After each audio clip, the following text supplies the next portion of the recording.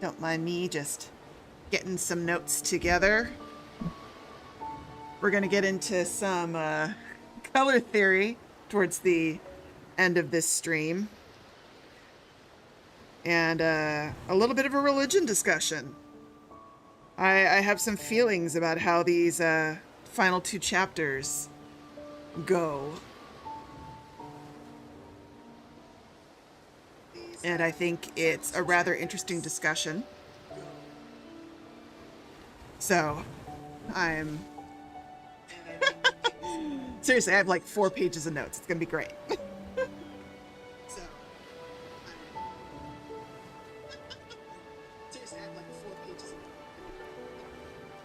I am doing well. I'm making sure I have, and I hope you have, your water. We are going to be hydrated this stream.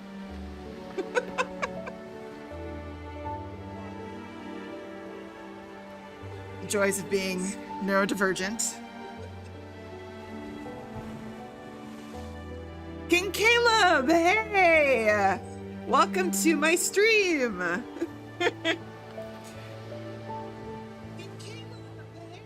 Okay, and I gotta remember, I keep forgetting to turn that bit down.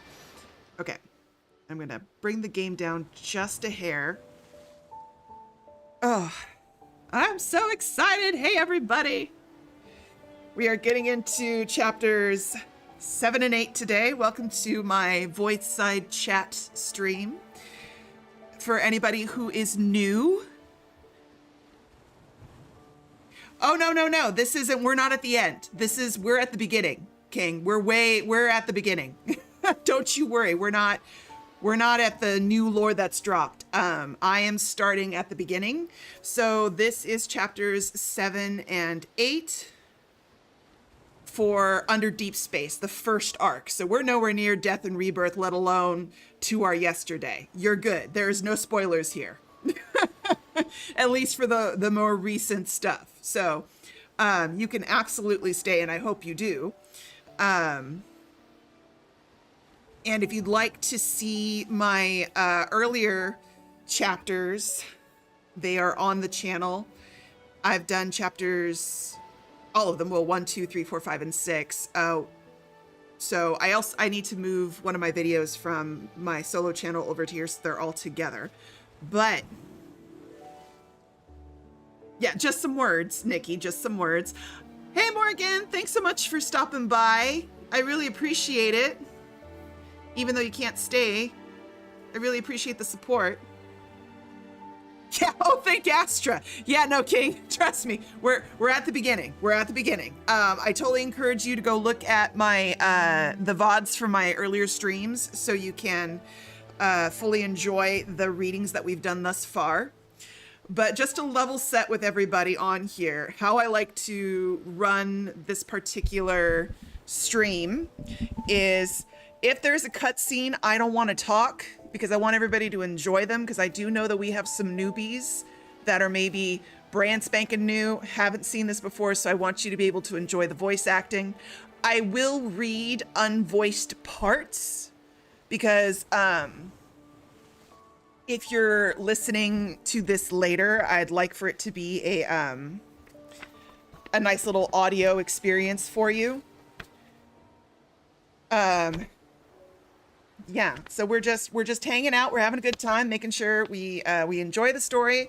As I mentioned at the very, very beginning, I do have some notes for this because there are some critical themes that I saw that I want to dive into, but I'm going to wait until we get to the end of chapter 8 so that we can fully dissect everything that's going on.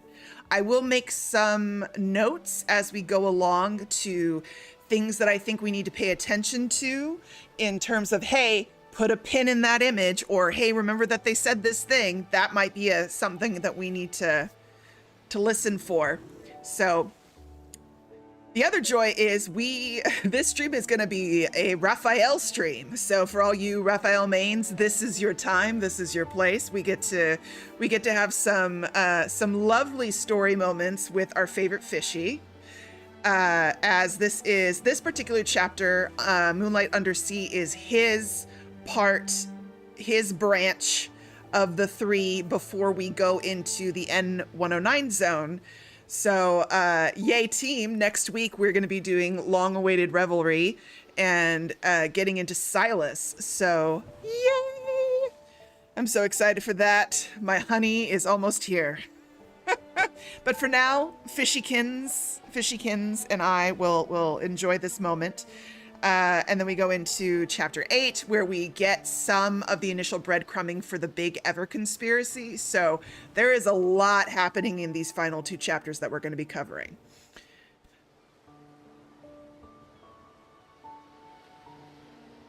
So we were essentially, thank you, Miss. I do want to apologize to anyone who was on the last stream. The power cut out and I wasn't able to finish my thoughts wholly, but we did pretty much complete the chapter. But what I was saying and what I was agreeing with was with Karen, was that we have reached the point in the story where we are getting into the meat, which is great. It means great things for analysis. It means great things for us to talk about. So we are definitely transitioning out of that beginning world building, setting the scene. Here are our main characters. Here's some hints at a bad guy. And now we're really going to start getting into the meat, the plot theories and the character analysis. But with just as a brief recap for what we discussed last chapter, in case it cut off sooner for you than it did in the recording, we had just gotten through chapters 6, Endless Night, as well as chapter 5, Eternal Aurora. So we did the Zayne and Xavier branches of the chat box is my Twitch chat. I haven't quite sorry, King. I haven't quite found the overlay to sync up my YouTube chat and my Twitch chat. So I'm working on that. I've got all my YouTubers over here on a different screen, and I've got my Twitch people up. You can join me in either place, by the way. So if you haven't followed my Twitch channel, feel free to, the link is up in my bio, so feel free to go follow over there. But I like simulcasting to both to make sure that I'm reaching the most people as possible.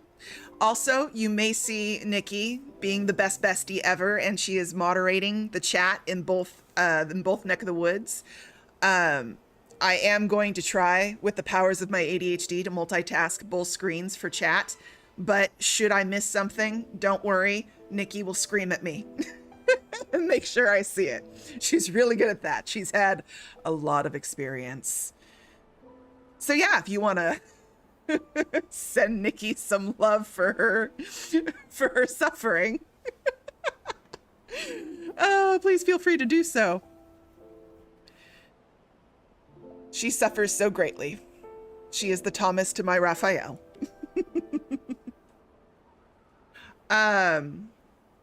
Let's see. What else? She really is. Okay.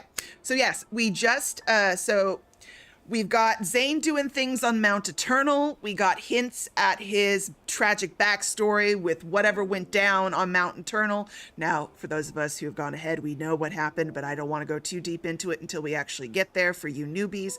But essentially, something happened over there. Hey, King!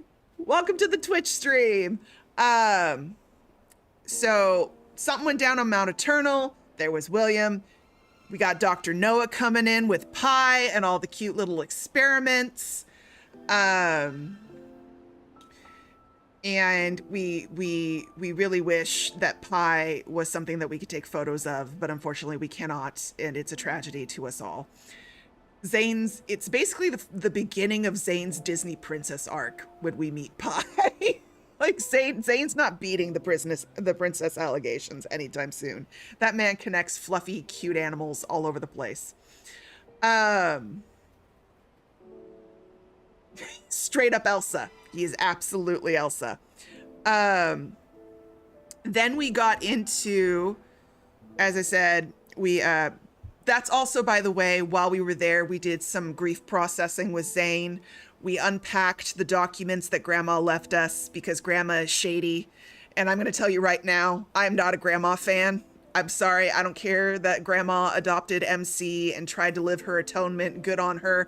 That woman literally participated in scientific experiments that tortured MC and probably was in the vicinity of whatever torture was happening to Caleb. And just because she put a roof over their head and gave them food and sent them to school and like kept them away from Ever doesn't mean she's absolved from what she did. Like, I'm sorry, girl. The first time that you got orders to kill her and see if she came back to life, that should have been a red flag on the play, but she did not. She was like, no, I'm going to keep going with this.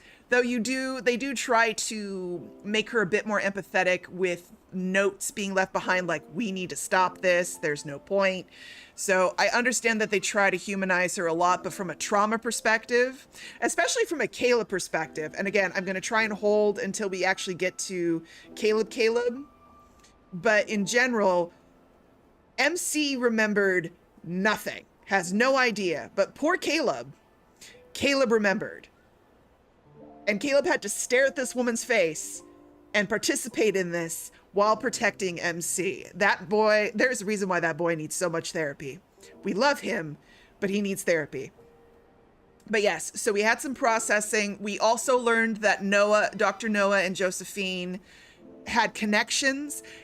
Dr. Noah knows some things, not all of it.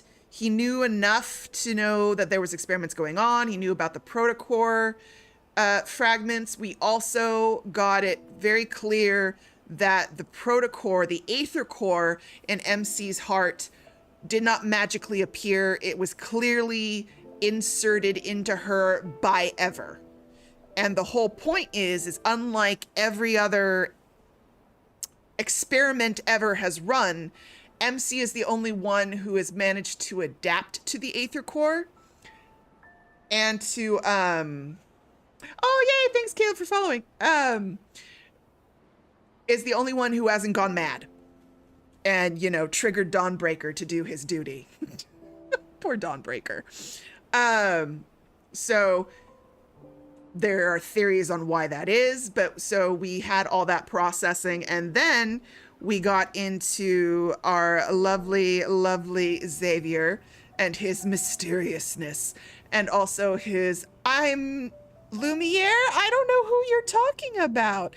Lumiere who? He would be 40 years by now. There's no way Lumiere and I could be the same person ever. The man cannot act. Like, he tried so hard for that disingenuous, like, I don't know, I'm innocent. And I'm like, no, babe, you're not. You're really not. But, you know. I know, Nikki, Dawnbreaker's your boy. I know, you just want to hold him. And he does. Dawnbreaker needs a lot of hugs. Like, we just want a happy ending for Dawnbreaker, and that's not going to happen. That man was built for angst, is what he was. Absolutely built for angst.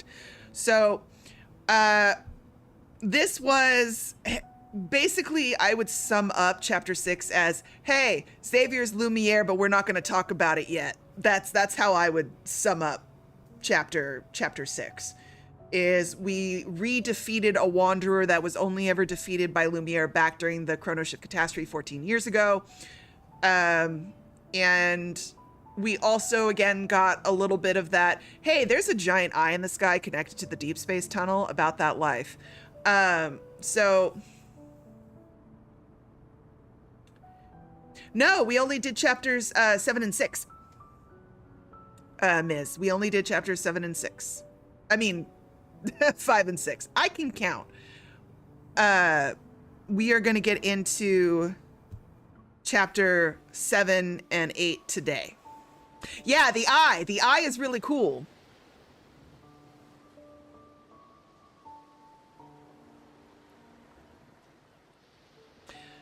A little bit. But okay.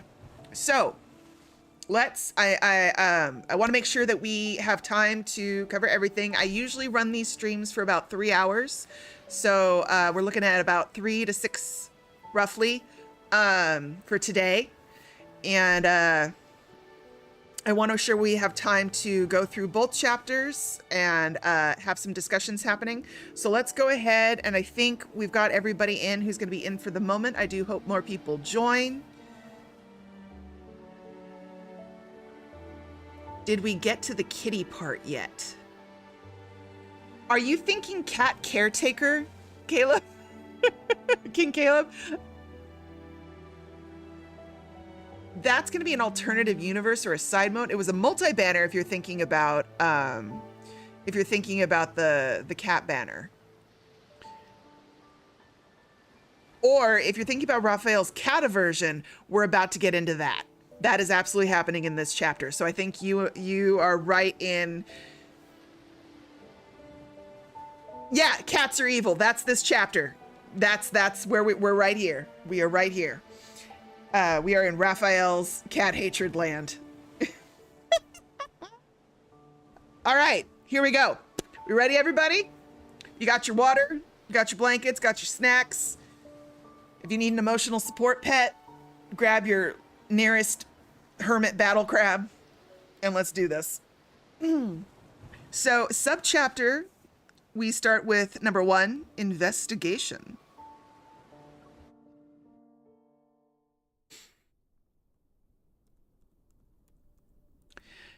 Thanks to Xavier's temporarily synchronizing our access privileges, I'm able to use the highest rank database in the Hunters Association.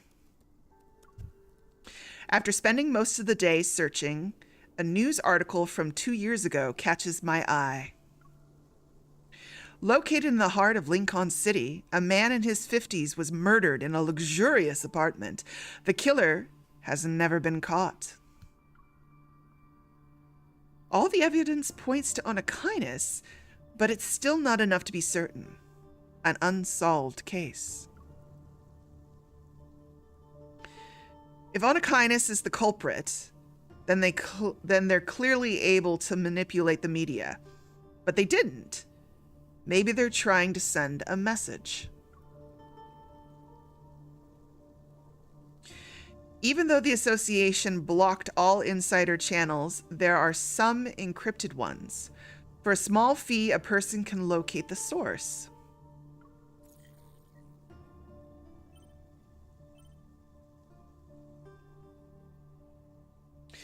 Hi. User 423412. All I got is a single crime scene photo and a bad audio clip. Still want them? Yeah.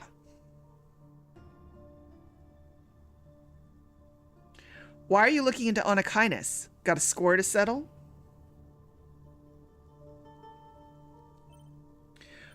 Wasn't there a policy about... System user 23412 has sent a photo and an audio file. After they are opened, both will be automatically deleted once 3 minutes have passed. Except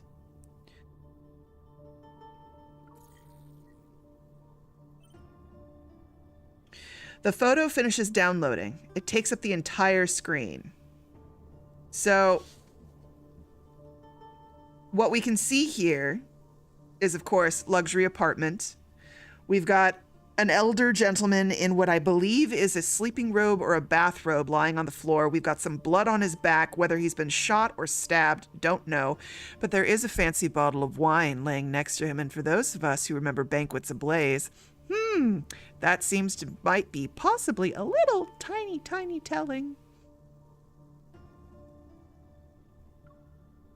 There is a room filled with classical furniture. An untouched bottle of expensive wine sits on the nightstand. It appears its owner died before he could have a chance to celebrate. Wearing a bathrobe, a man lies motionless by the door. The intricately embroidered carpet beneath him is soaked in dark red blood. A wisp of smoke slowly spirals out from the bullet hole in his chest. So it is a bullet hole. There, like a crimson carnation, blooms from his blood-soaked shirt. The photo was apparently taken just before the feed was cut, but no weapons or traces were left behind at the crime scene.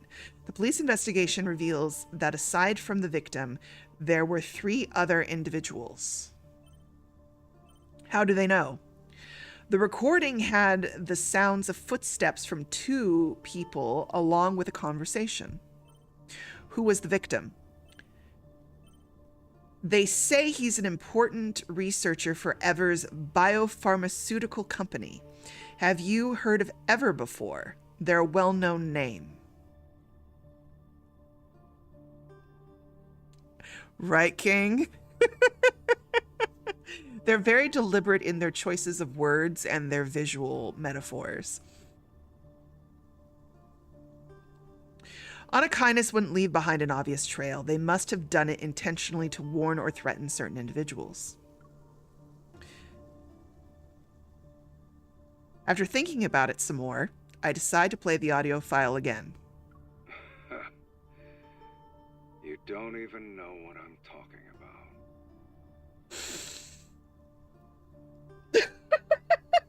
Sorry, guys. I'm such a Sylus simp.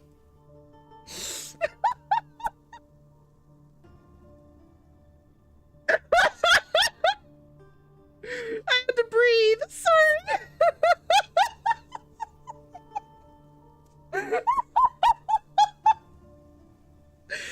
Oh, I know. A man just died, and all I heard was Sylus, and my body was like, my soul is ready. So I just want you to imagine how I responded to that salsa ad, is all I'm saying.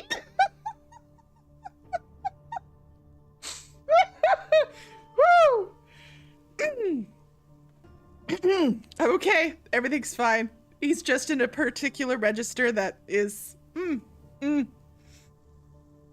I did make a Benoit Ball jokes about protocors. Okay, we're good. We're fine. It's hot. He just killed somebody. It's Ever. It's fine.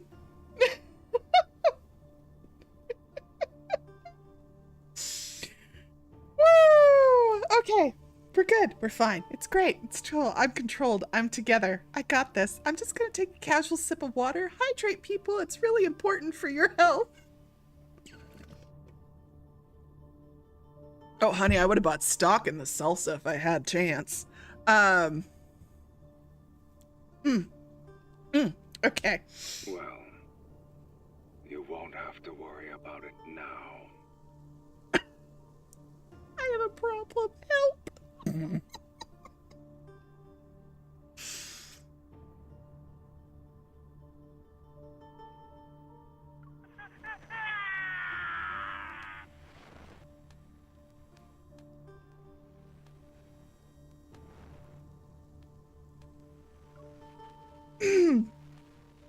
I keep replaying the clip over and over, trying to catch this voice, etch this voice into my memory. I just want it on record. That's what it says. That was not me. She is trying to etch it. She is trying to etch it in her mind. I've already etched it.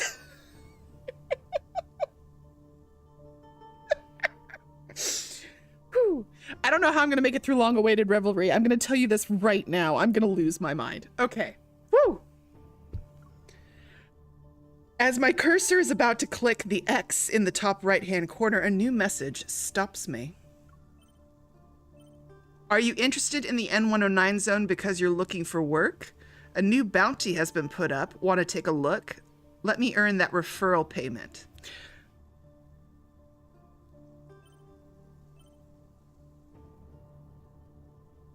User 23412 has requested to send an image.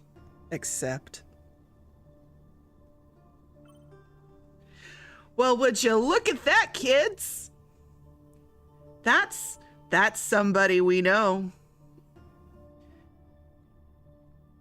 Not my favorite jacket of his, though. But still. Somebody looks a little familiar. Is that a fishy? Is that our favorite fishy?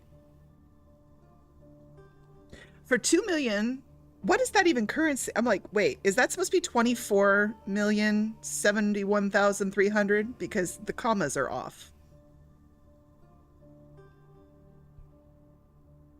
After seeing the photo, a chill runs down my spine.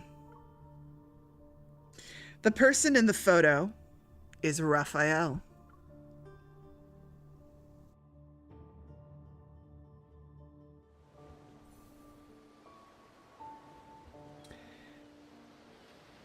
So, here's the fun question I want everyone to just kind of like pin in the back of their head.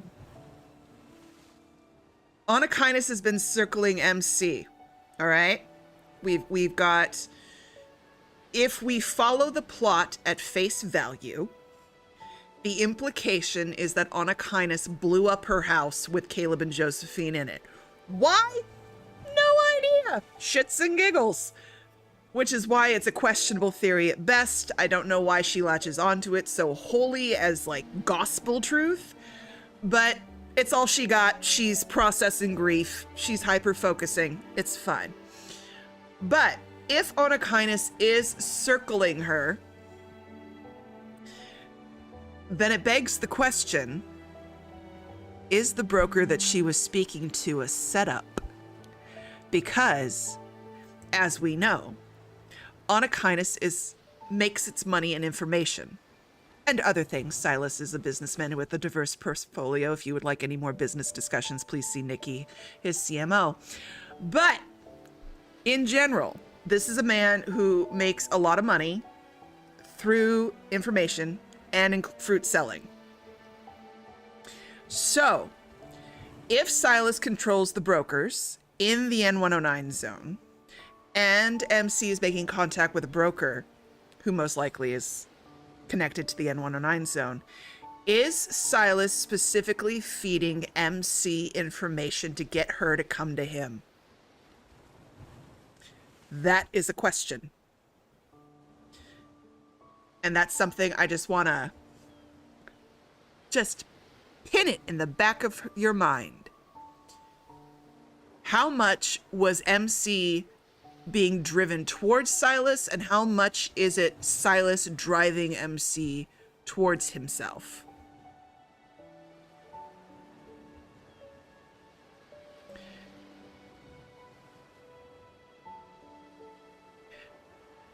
You can send me a text later, Nikki, about your theory, because King has not done the new chapters yet, so I want to make sure that we don't reference too much of the new chapters. I want to try and keep whatever spoilers we do to something more generic, as in we already know this stuff is so prevalent, it's kind of like Sylus being a dragon, you can't get around it. But as far as anything directly out of the new chapters, I want to kind of stay minimal. You didn't know he was a dragon? Oh, Nikki, I'm so sorry.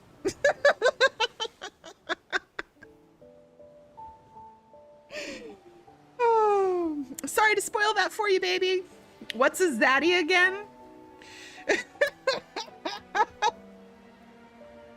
Dragging these balls. And now suddenly Sylus is playing with Benoit balls. Okay. Right. Next chapter, kids. Oh, we're going to keep it together.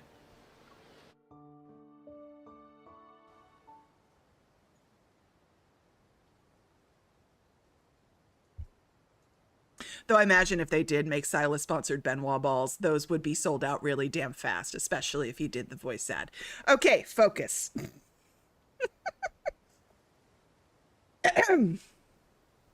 Also, honey, I'm getting all the sets. It's for health. It's for health, and it's absolutely for health. Reproductive health is really important. Go women. Another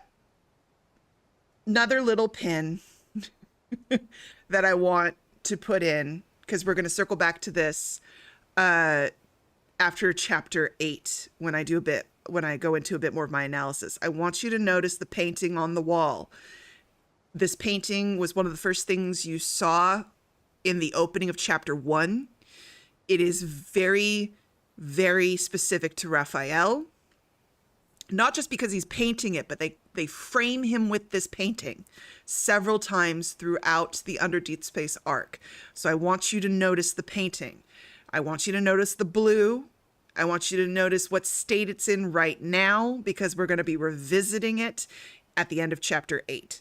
So just keep that visual, that swirl of blue, that very, calm, peaceful blue oceans aesthetic. Yes, the painting.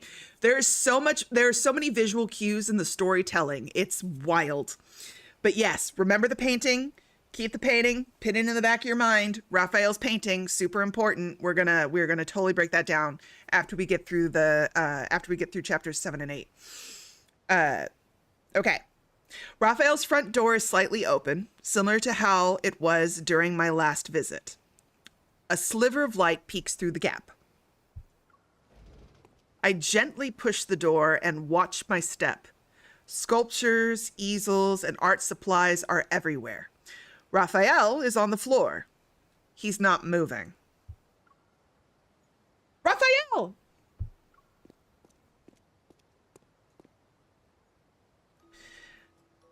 I quickly approach him and lean down, our faces a breath apart.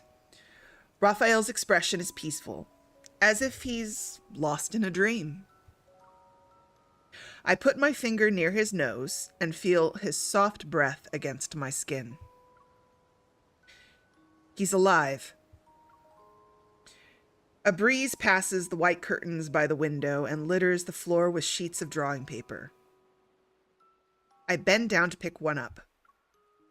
Some of the messy sketches depict splendid architecture, others surging waves. Some sketches are so abstract that I can't tell what they are. They do share one thing in common, however. Written on the bottom right-hand corner is a tiny word. Lemuria.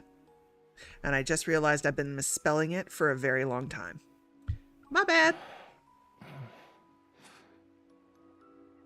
Still sleepy, he looks my way with a half-lidded gaze. I step back and knock over a pot filled with brushes.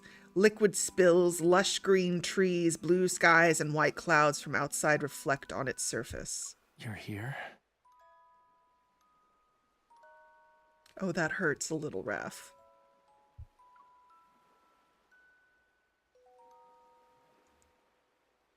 Oh.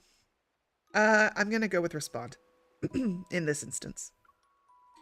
Raphael, are you okay? After staring at me for a long time, Raphael suddenly moves his head and holds out his hand. What are you doing? Pull me up.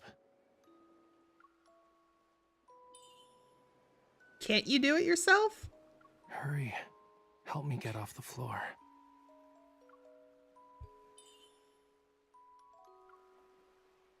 Help him. Don't move. I have a feeling he's about to play a trick on us, possibly. But let's be kind. Nikki, you're like, he can stay on that floor. He can get his own self up. He's a strong, independent fish who don't need no help. He's got legs. He's got a tail. He doesn't have a tail right now. Nikki is so mean. I, however, am going to help him. The moment I take his hand, Raphael yanks me down. You!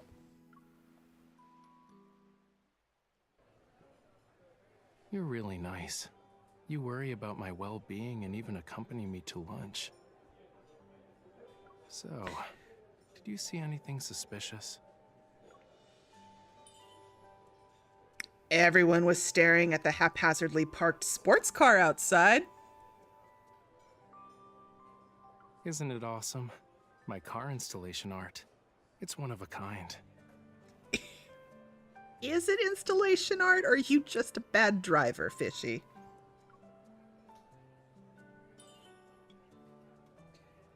Now what? There's a crowd swarming your car. How can we leave? Having a bunch of people is the best cover. If anything dangerous shows up, we ditch the car and sprint through the back door. It's like vanishing into thin air. Ms., that is an excellent comparison. He is very much like Honey Senpai, acting all cute and innocent, but can actually kick ass. Yes.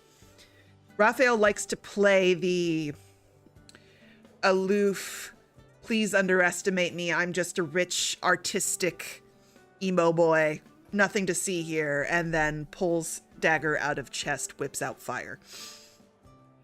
It's very much his vibe.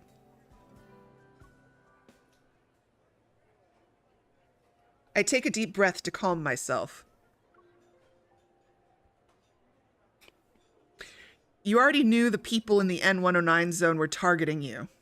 Yeah, it's a long story. But to make a long story short, someone in the N109 zone wanted me to paint a painting, but I told them no. Baby, fishy, Ariel of my life. Nobody gets a $24 million bounty on their head because they refuse to paint a painting. Like, I'm not calling you a liar, but I'm not calling you a truther either, is all I'm saying.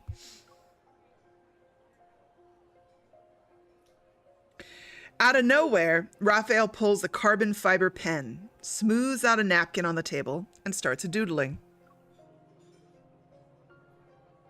They want to kill you over a painting? Is your art really that special? Well, yeah. They discovered the secret message in my painting, which would lead them to their heart's desire. I haven't seen many of Raphael's paintings, but the one at Raymond's house left a lasting impression on me.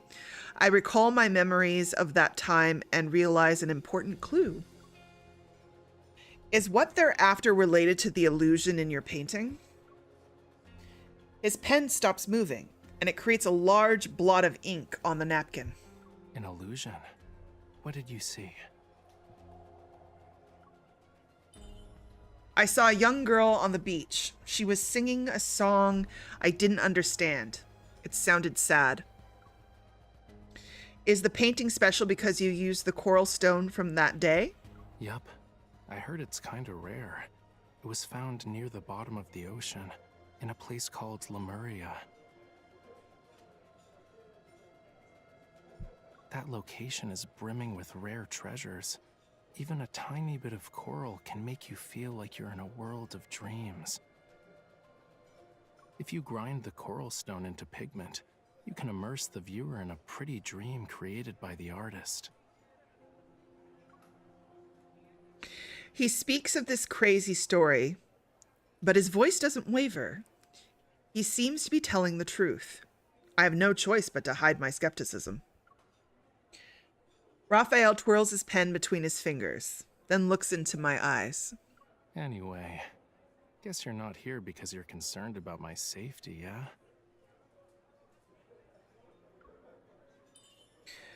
Rafayel, you have a bounty on your head from the N109 zone. That means you've heard about it before. I need to go there and find something. It's really important. Aside from barging in, I don't know how to enter that place. My hint is as clear as day, but after giving it some thought, Rafayel shakes his head. His expression is one of nonchalance. Lincoln has become even more dangerous, and now you're talking about entering a labyrinth? Forget about it. A hunter like you just going in there is like a lamb walking into a tiger's den. His words leave me disheartened, but he isn't wrong. Since you're safe and sound, I'll get going. Just as I'm about to get up from my chair, Rafayel grabs my hand. Wait. Huh? Someone's following us. Rafayel loosens his grip. He speaks as he sets down his pen and pushes a napkin toward me. With a few strokes, he sketches a layout of the restaurant on it. A man wearing a black jacket sits behind us to the right. He's slouching, perfectly hidden behind a potted plant. He's already here? Not sure. But since he's acting all shady, he's definitely not one of my fans. I raise my arm and activate the watch on my wrist. A palm-sized holographic map appears before Rafayel and me. We'll sneak out from the back, run through the mall, and exit on the north side. Then we'll circle around until we reach an alley behind the flower shop. You know, you're a really good hunter. Thanks, babe. Appreciate the compliment. Right? I'm like, flower shop? Are we talking about Jeremiah? Is this one of those moments where we could have possibly had an intersection between multiple timelines? When you see the big picture, you need to use some bait. I look up, noting the passing crowd reflected in the window. A group of high school students who just got off school trickle through the door. It's time.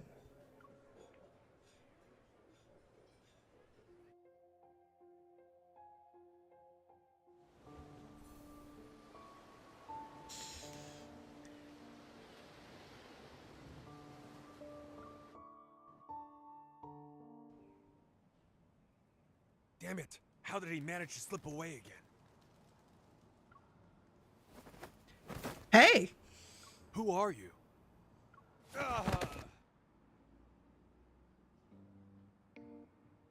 Lacks a weapon and any sort of defensive gear. Aside from pretending to act tough, he's not trained. If he's a professional hitman, he's really, really pathetic. It could all be an act, you know. Knocking him down in one fell swoop. Want to do an encore? It could all be an act, you know. Knocking him down in one fell swoop.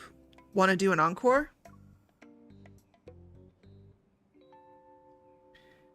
A middle-aged man wearing a mask is huddled in the corner, his body shaking as he hears those words. He's the epitome of anxiety. I'm not a murderer. I'm just a guy trying to get a scoop. As the man struggles, a piece of paper slips out from his chest pocket. Rafayel picks it up, blows off the dirt, and holds it toward the sunlight. A reporter from Weekly Arts. Joe. You know them? A second-rate art magazine. They scrape by on tidbits they pry from socialites and artists. He notices something. His gaze moves down as he takes a weird-looking button from the man's shirt. This hidden camera wasn't cheap, right?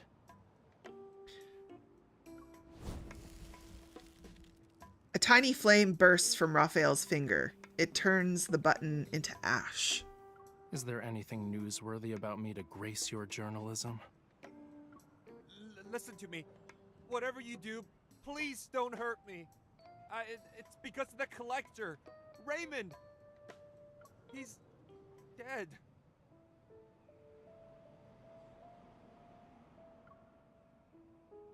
The air is still for a moment. Shocked, Rafayel and I exchange a glance. Maybe it's because we're entering his field of expertise that Joe straightens his posture. He wipes the dirt from his face. A spark of excitement is in his eyes, the thrill of discovering gossip. He died last night. Drowned in his bathtub. No one knew until the next day. When the butler found him, it was already too late.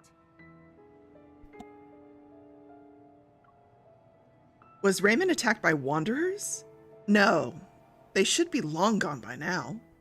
The police already searched his home and looked through the surveillance tapes. They found nothing. Not even another person walking into his room, but... the picture painted by Raphael had vanished from his collection room. I've heard the rumors. Some say that before he died, he made a bunch of cuts into his arms and legs. His skin looked like a bunch of fish scales. It's awful, if I do say so myself. Really? A bunch of fish scales, you say? I wonder what could have possibly happened. And the moment a rich guy is dead, the police are quick to cover it up. They're scared a secret will be revealed, one that will cost them their jobs. But there's no such thing as a secret that can't be hidden. Mr. Raphael, are you sure you didn't have a hand in his death? Can your painting actually manipulate people? Even if they did, I wouldn't tell you. Also, you said he died last night. I was in my studio during that time and didn't go anywhere. Anywhere. But I do agree it's a tragedy. Or are you saying you want to ask Raymond himself?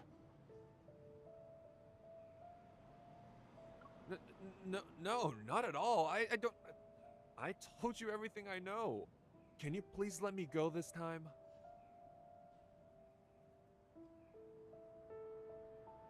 Sure. I'll even throw in something extra for you.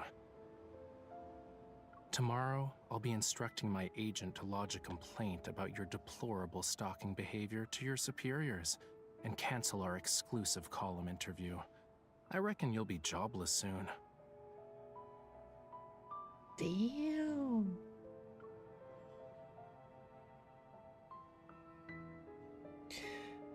Raphael speaks in a relaxed manner.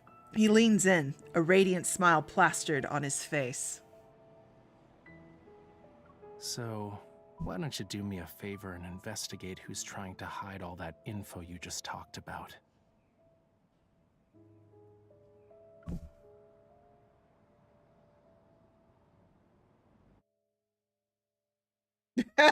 Absolutely. Raph, it's a tragedy. Also, Raph, let me bring flowers that mean happiness to Raymond's funeral. So, are we seeing hints of assassin Raphael? Is that what we're implying here?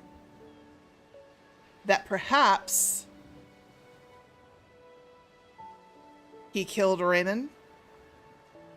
Though it'd be interesting, it's very artistic if he did draw scales. I don't know if that much is rumor. That would be a little intense. That's a little... It's one thing for Raphael to lose his temper and make a guy's head explode because he's singing a, you know, high-pitched note. But to carve someone up in the shape of a fish... In my heart, it was Talia. Yes, Nikki, in my heart, it was Talia who got after him. Woo. All right. Part 4. Under the Waves.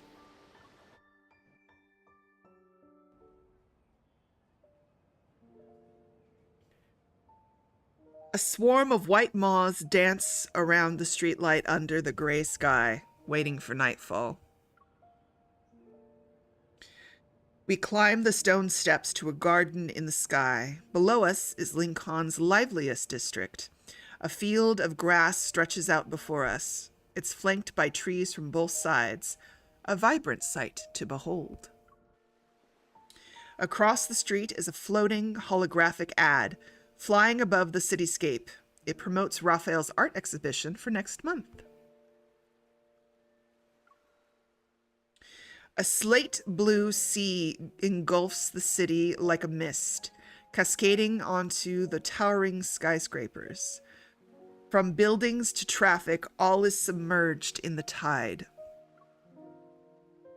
While it's obviously a trick of the light, curious people can't help but stop and reach out to touch the swimming fish that pass them. You know what sells the most? Paintings of a calm sea. They can get pretty expensive. The more violent and chaotic the ocean, the less people are interested in it.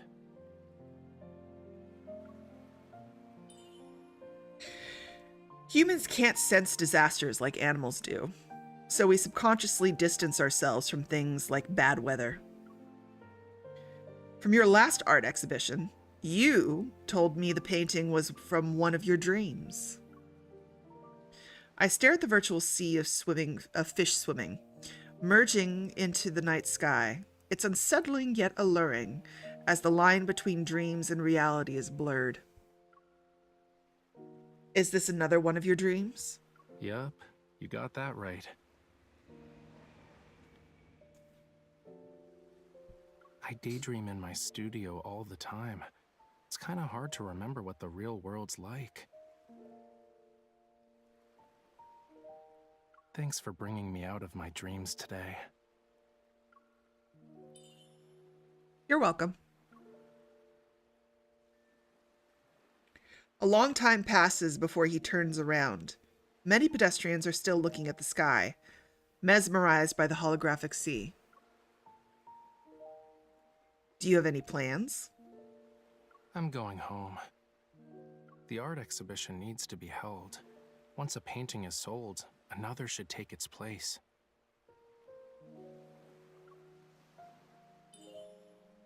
Be careful out there.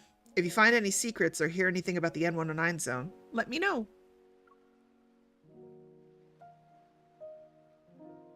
Brushing off the grass clinging to my clothes, I stand up and say goodbye.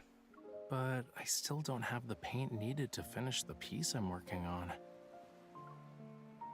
Raphael sits up, his eyes sparkling as he looks at me. I have a bad feeling about this. Don't you remember our deal? What? I saw how you fought, quick and precise. That final strike was unlike anything I've seen before. If you could be my bodyguard. Protect me on our journey together. If we find an alternative, I'll happily give you what's in my hand right now.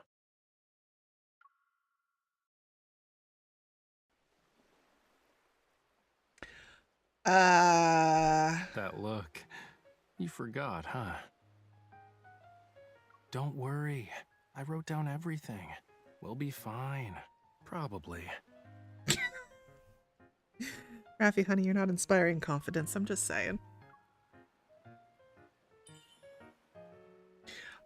I've got stuff to deal with in the next couple of days, but I promise to get to it. I say a half-hearted promise, and I'm ready to run when I hear a soft sigh from him. I have an idea on how we can sneak into the N109 zone.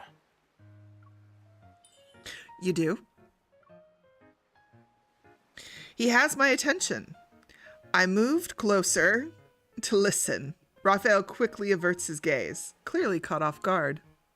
You said it yourself. When you see the big picture, you need to use some bait. Why not come up with a master plan? Become the best bait for Anakinus. So I should use myself to lure them out? He nods and continues to speculate. To be their target, you must have something they want, like info or something. You can decide whether to take the risk or not. Maybe a small opening is all it will take to get them to expose themselves. Every word that Raphael says isn't wrong. I bite my lip. Even so, we need to find the perfect fishing spot to make sure our big fish bites the hook. I can lead you there. Trade intel for intel. Gamble to make gambles with higher stakes. But whether or not you can play the game is up to you. He once again stares at the sea. Pardon me.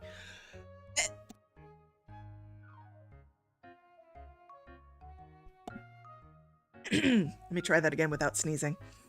He once again stares at the sea of car lights under the overpass. Like the receding tide, the holograms fade and reveal the street. I need to think about it. It's just a suggestion. The choice is yours. If you want to do it, meet me tomorrow by the docks at White Sand Bay.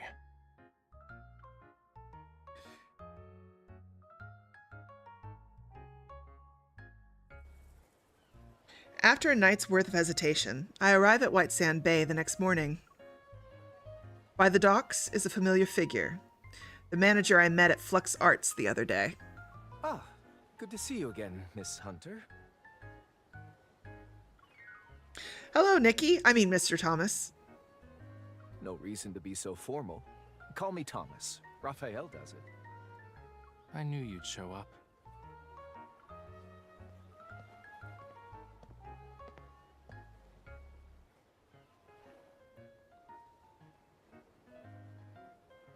Raphael walks over, arms folded, and plants himself between me and Thomas. Don't forget your promise. I'm not the kind of person to just forget.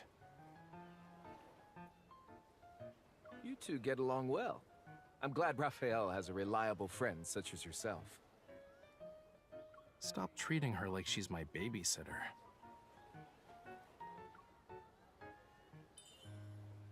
I'll protect him, at least for today. But what are we supposed to do now? Both turn in the direction that I'm pointing in. A single wooden boat floats gently to the rhythm of tranquil waves. A few seagulls are perched on the bow, preening their feathers. Are we smuggling ourselves in? Hold on. Didn't you ask me for a boat so you could go on a date?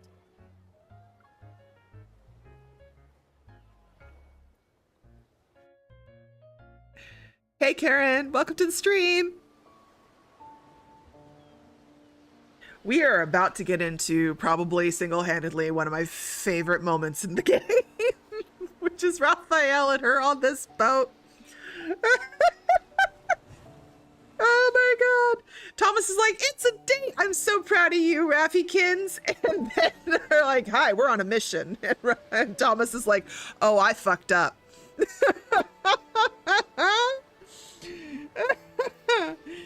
Oh. Okay, here we go. Set sail. I'm so excited.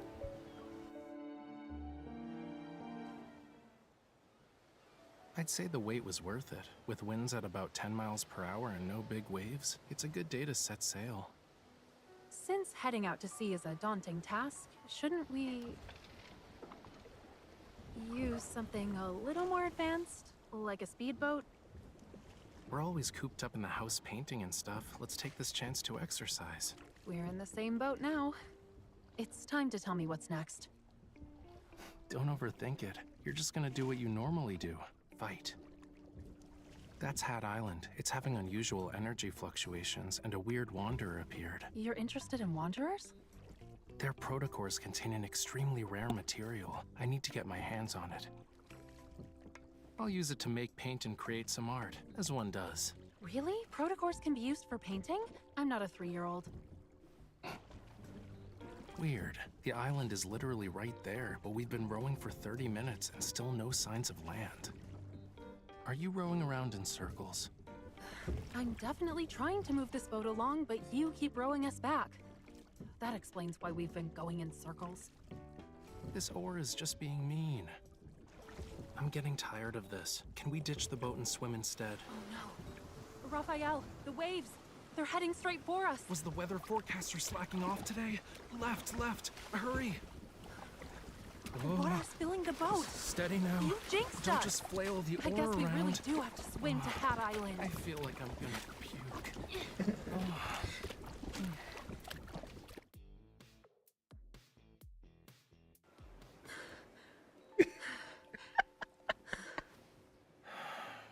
I think I hired an assassin instead of a bodyguard. The world is spinning like... Stop mumbling to yourself. If it weren't for me, we'd still be in the ocean right now. I'd rather float in the sea than be on land. Everything looks okay. I don't see any wanderers around. Your skills will be useful. Let's go. This island isn't small and we have a full day ahead of us. You're fine now? Why are you in a hurry? The mountain. We'll start there. He's so baby girl coded. I love him. And he's so dramatic. That was absolutely, you are not giving me the attention that I want, so fine. I'll get up and we'll continue on. He's totally in his notice me senpai mode. He just wants her to be like, he's such a princess. Yes, Garrett, he's such a princess. It's so perfect.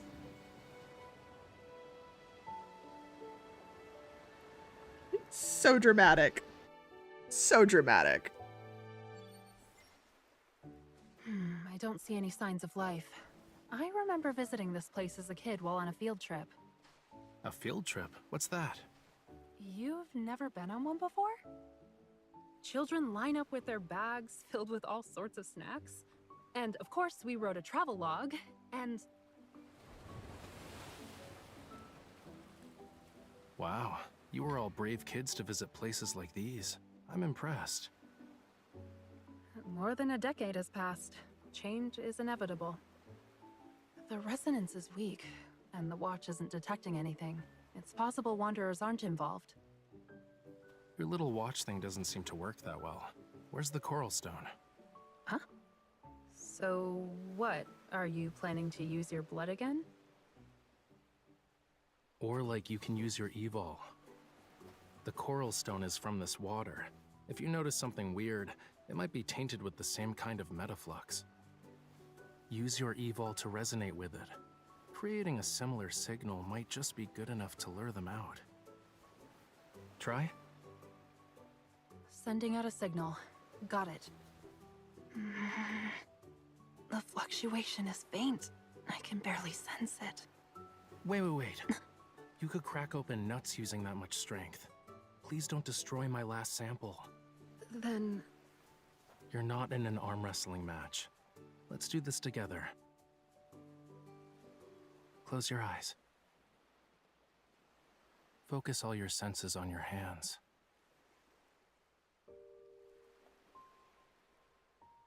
Well, can you feel a warm power surging within you? Everything in this world has a unique, unmatchable frequency. That's why each life is isolated. But your evol allows you to change your frequency. You can resonate with others. If you open your heart, you can establish a connection. And share your power.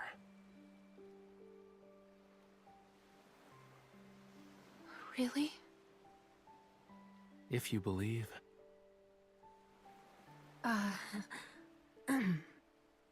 Sorry. Okay, I'll try it.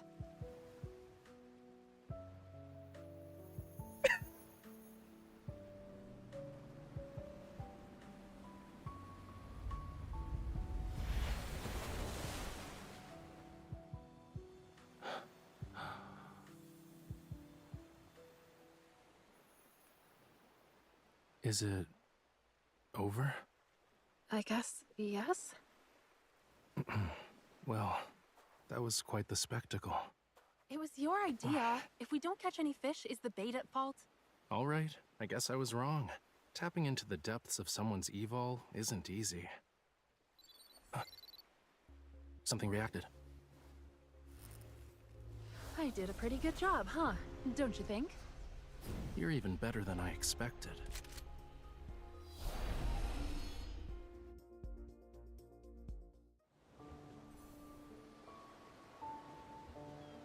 First of all, King, you're not wrong. But also, how dare you?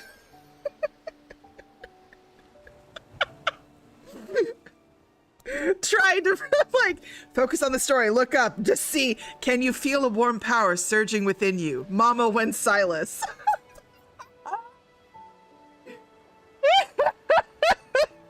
You're not wrong. You're not wrong. Look, I'm down for the trial by combat, but can I get a sponsor? Because I'll totally... Nikki does kitty cards. She's great at them. Can I have her represent me in this fight? I'm a delicate lady. Me playing kitty cards is basically, this kitty would look cute in this cup. Let's see what happens. No! Nikki, betray me! Dude, multiplayer with kitty cards would be insane. It would be wild. It would also be a really fun time, especially if there was drinking involved. But I really wish kitty cards was real just because I want to play with the cats. I understand that there is some sort of strategy happening in kitty cards. I'm here for blue cat goes in blue cup. Try to get as many cats on the board. Like that's my strategy.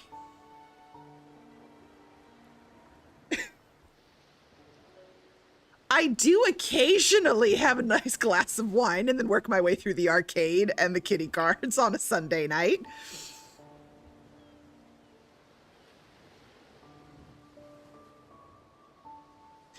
You know, seriously, Zayne, like, yes, Zayne getting double sixes.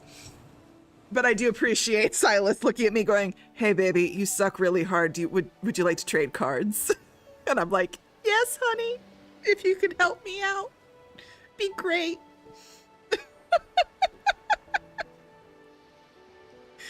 Appreciate you, honey. Go easy on me, I'm cute. Yeah, because you're sitting there, Nikki, basically going, eat it. Like, do you listen to yourself playing kitty cards? You're mean. You're 3 steps from leather and a mommy king. I don't know what, you're just like, whoosh. It's like Ivy with her sword. She just like whips. She's vicious at kitty cards. Holy shit.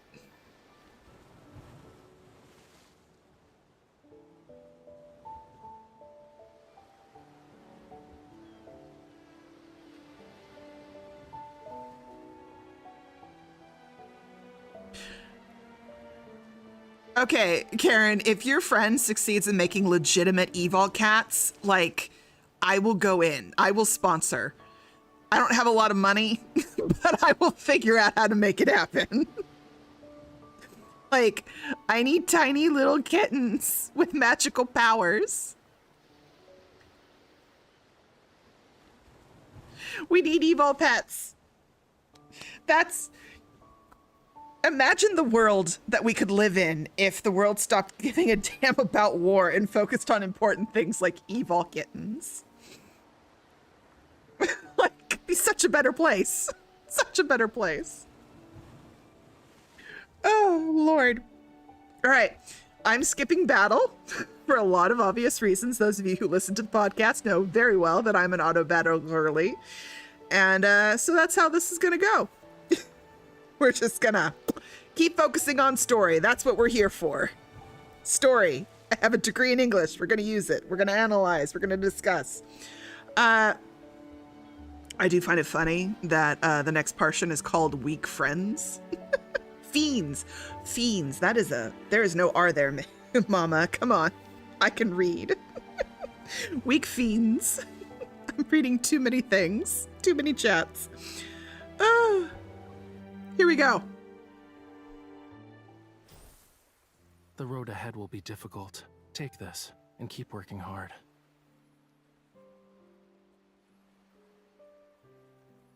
Look, I got distracted by evil kittens and like 3 different chat streams. An R magically appeared and my poor little ADD brain went, that says friends. But fiends, friends, see, this is my thing. If not friend-shaped, why? A fiend is a friend, especially if it's an arch-fiend. With a ripped shirt, is all I'm saying. Anyway, back to the plot. That is not collarbones in this instance. Boop. I didn't think resonating with the coral stone would attract wanderers. If we can't find what I'm looking for, consider it practice. Anyway, let's set up camp for tonight. They came back. Oh, no. Is it a wanderer?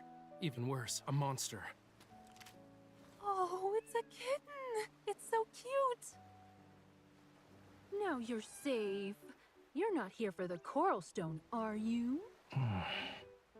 Why are you over there? It won't eat you. Stay back. Cats are malicious beasts who deceive everyone with their harmless appearances and play with their prey at whim. I don't like them. Rather than dislike them, I'd say you're more afraid of them. Isn't that right, Raphael? Nope, I just don't care. I don't care about cats. At all. It's hurt.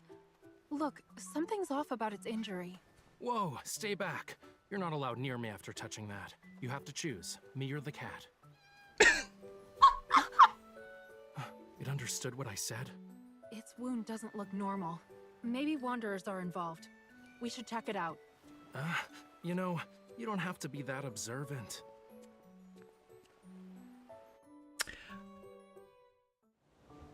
Raphael, you want me to choose you or the cat? I'm gonna go with both. I can have you as a cat because you already act like a cat. This man is a cat. Like there is so much catness about him, it's not even funny. He is a catfish king. He is absolutely a catfish. He's just a cute little kitty who's also a fish. Just our little princess.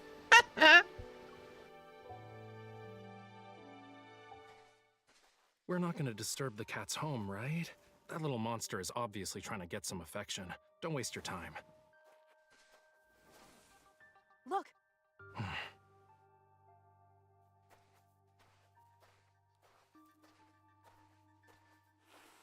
A wanderer attacked it. What happened? Don't touch it. Ow! Your hand!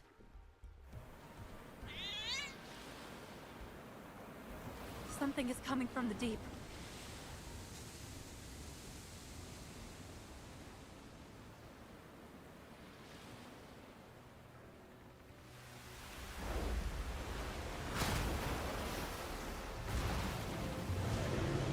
It's a deluge wormlord.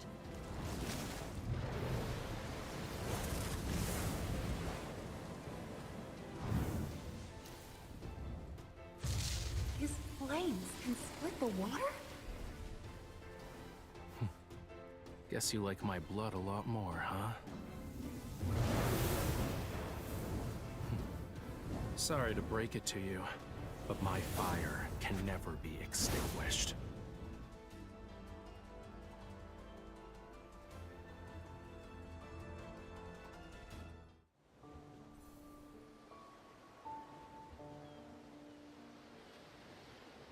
I'm going to hold what I want to say until after we do the next scene. But yes, this is probably one of my favorite chapters with Raphael.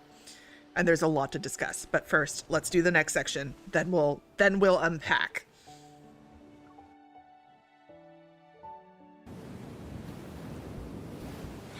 How did we end up in the ocean?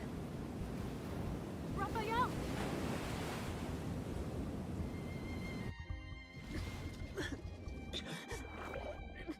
I need to get to the surface. Where's Raphael? There he is.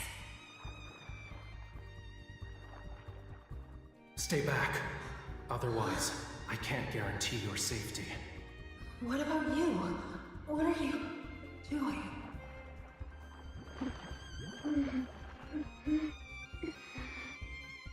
Not your concern. Raphael.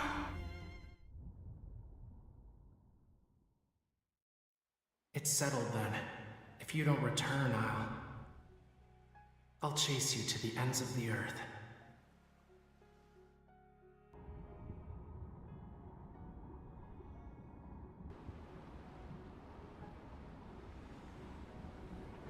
Don't go.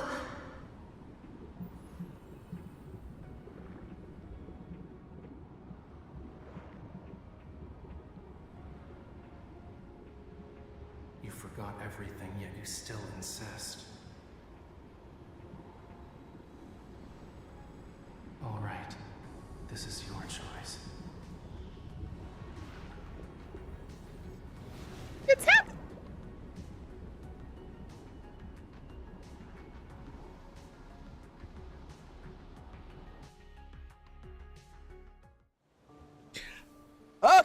let's talk. I have things. So, before we go to chapter 8, let's talk about this for a hot second, because holy crap, when this first dropped, the sheer controversy of this moment, it was like the internet lit on fire over this. As always, Nikki, with her interest in hobbies and her clothing logistics question, does he have to take his pants off before the tail action?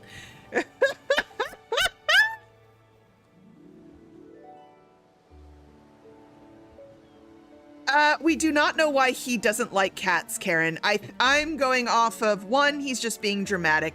2, as a homage to his being a fish, and cats eat fish, so he naturally has a instinctual dislike of cats.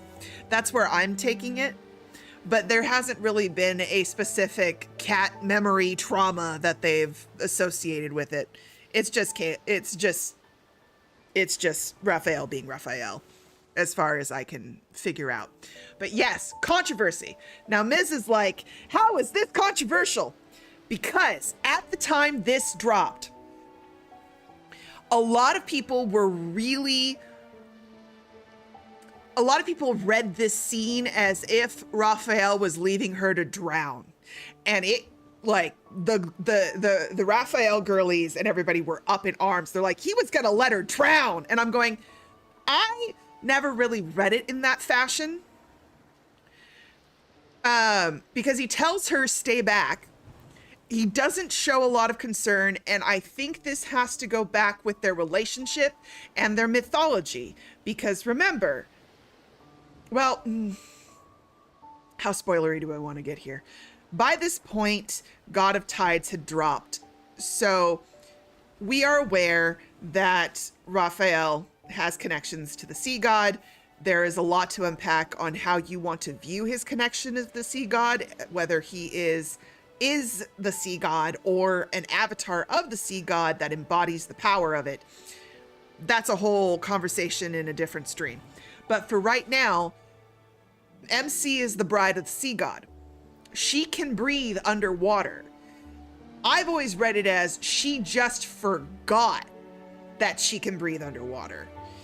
And so Raphael's not too concerned about it because he's like, girl, you're being dramatic. But also, she's fine. Like, he's like, I'll be with you in a second, honey. I just got to kill this thing. But she's flipping out, and then her soul cries out and activates the bond between them subconsciously, which is why he now has to turn around and come to her. Do I also think there is some abandonment issues happening in this scene? Absolutely. I think that Raphael has a lot of, where we are in their relationship, Raphael is still dealing with his trauma, with abandonment. She has forgotten the promise, forgotten him altogether. This isn't the first rodeo with lifetimes here. This is a man who loves deeply, deeply. And he has to decide in this life if he wishes to commit himself to that level of pain again. There's a part of him that wants to protect him from that pain, and the part of him that loves her unconditionally. And trauma is trauma. It's gonna do its thing. He's in an anxious state right now with her, where he swings from that aloof, I'm fine on my own, to Captain Needy Pants, I need you all the time, give me attention, meow, kind of thing. So I see him conflicted in this scene. I see him kind of going, I have priorities here. She's fine. I know she's fine. I got to kill the bigger thing over here. But she doesn't know that. And so when the bond activates, he literally has no choice. He's like, well, I got to go save her. I can't fight against the bond. But in a way, also, he's like, he's frustrated because the bond activated, which means some part of her remembers them, remembers who they are to each other, remembers everything they are.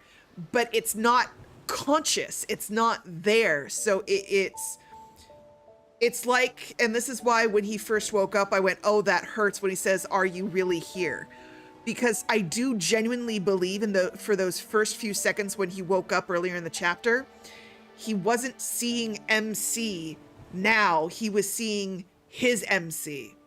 And he was like, oh, finally, you've returned to me, you're here. That's why that line hurts to me. So once we hit this point, yes, Nikki, absolutely. I think this is the first time you also see the danger of the bond and this discussion of consent and control in regards to him, his power, and her. And the weight of that kind of commitment, of the bond and the vow between the sea god and his bride. You get hints of it here. But Lord, it was controversial. Wow, was it controversial. And then given where we end with chapter 8, it compounded. Which you're going to see in a second here, because we're going to move on to chapter 8, which is Galactic Sunset. With certain scenes that happened towards the end of chapter 8 and this moment in the sea, there was a lot of discussion about Rafayel and his feelings for MC and what's happening. Is he a traitor and all that jazz? So, but yeah, no, the fandom lit on fire. There was stuff going back and forth on Reddit threads. People were up in arms about it. But I never read it as he's leaving her to drown and die. I read it as, baby, you don't remember this, but you're fine. I'll be BRB. I'll be right back with you. Just keep it together. And then her soul, she just doesn't remember and calls him. Yes, he absolutely has this moment of where when he's trying to help her resonate, and he's trying to force it, and it just doesn't happen. So he has to pull himself back and course correct it. He's so desperate for her to remember, but he also realizes that he can't push this. He can't force it. The more he tries to force it, the more he either hurts her, himself, or causes a bigger problem. He has to let her remember them naturally, if she remembers at all, in terms of their full arc and not just who they are to each other in this specific lifetime. So he is very conflicted at this point in their relationship, between wanting her to remember and not wanting her to remember at the same time. One, to protect himself, but two, because I also believe that in some ways he doesn't want her to remember to protect her from that kind of pain and that kind of weight that he is carrying on his shoulders. Because as we've seen throughout this entire story with every single love interest, they all keep trying to carry the burden for her and let her stay in her ignorance because of her memory. And it drives me absolutely up a fucking wall. Agency! Let her make decisions. But also, I understand that a lot of the time that's also based in their trauma from what they've experienced together as their storylines and what's going on with their relationships in their past lives. I totally get it. But also, just tell her, for the love of God. Okay, chapter 8. Woo! We're doing it. Okay. Let's get into this. Galactic Sunset, we just saw, which also, by the way, that was the first time we all saw a glimpse of Raphael's Lumerian form. And I remember when I first saw it, I was like, oh my God! It was so cool. I was so excited. When I first saw it, and it just made me even more eager to see the third myth when Sea God dropped. I was so ready for it. So absolutely ready for my fishy to have his tail and to see how that all shook out. But it also made me think about the skeleton back in the earlier chapters in Raymond's living room and just how large it is. And I'm like, cool. So how big exactly is a Lumerian? Like really, really, in terms of size. Yes, insert the joke here, kids. We can totally insert the joke here. How big is a Lemurian? Ba-doom boom. The skeleton was creepy as hell, but you know, it also makes you think, like, just how big is Raphael in his full, like, full size. Oh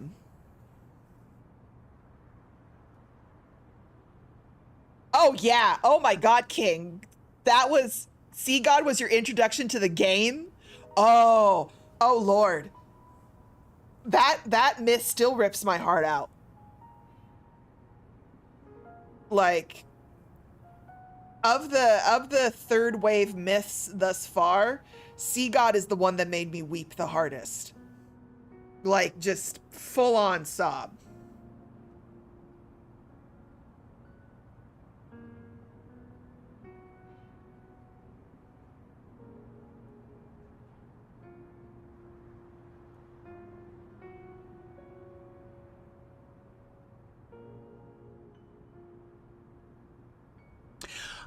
I do think Raphael, Karen, to your point, I think his tail is much longer. I think him in full shift, height of his power, where, you know, especially after the sea god myth, and he's got his heart back and she dissolved into the ocean. I think him at the height of his power is a rather large creature. Like, I don't think that skeleton does him justice, but I certainly think it gives us an idea of just how big his true form is, or could be.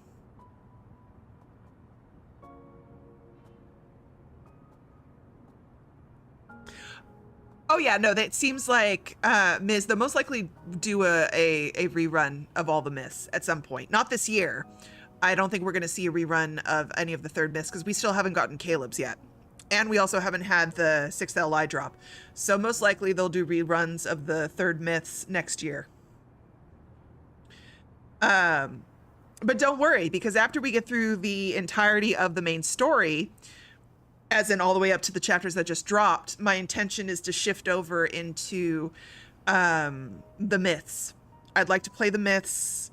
I do want to get into our Under Deep Space and the anecdotes. I want to go through memories and tender moments. I really want to mine this story for all the lore. But my first pivot after we complete the main story is to play. I want to go play each individual myth. And we'll do them, we'll do them all together. So it would be, all right, let's start with Raphael, and then start with God of Tides, and then do Abyssal Walker, and then do Sea God, and then move to the next companion. So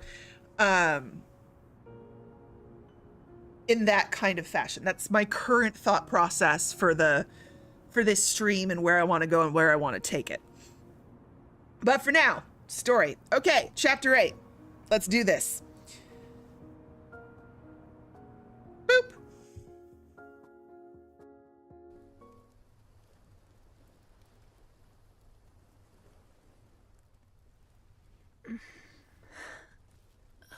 Raphael? You're awake? Are you alright? In the ocean, I thought you... The line between being kind and being dumb is very thin. A small smart fish swims away while it still can when the big fish are hunting. You're the idiot. The whirlpool was obviously a death trap, but you just swam right into it. Anyway, thanks. You were the one who pulled me out of the water, right? I thought I heard your voice before I blacked out. That's just my random act of kindness for the day. So, how long do you think this malicious creature will keep an eye on us? It's the kitten from before. Now that the Wanderer's gone, it should be safe. It'll be cold tonight. It wants a warm place to sleep. I will say this orange cat is hurting my heart because the kitty I grew up with was an orange tabby like this one. His name was Puck. And he was my baby. He was my baby. And he recently passed. Just God. It's been 2 years already. It's... Sorry, I'm getting a little emotional. I'm just like, oh, I miss my baby. He lived for so long. He was a skinny little rail. I know, Nikki. He was my baby. And it got to the point where, like, he was a skinny little rail. We were giving him baby food just to try and fatten him up. He reaches that point. You know where cats get when they get to a certain age where they're so old. But he stuck around as long as he could, and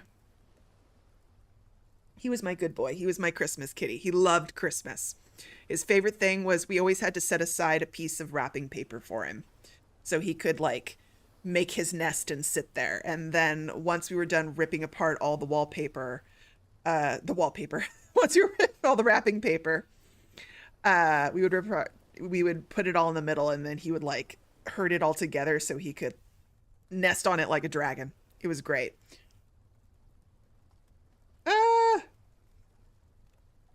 Okay, I'm good.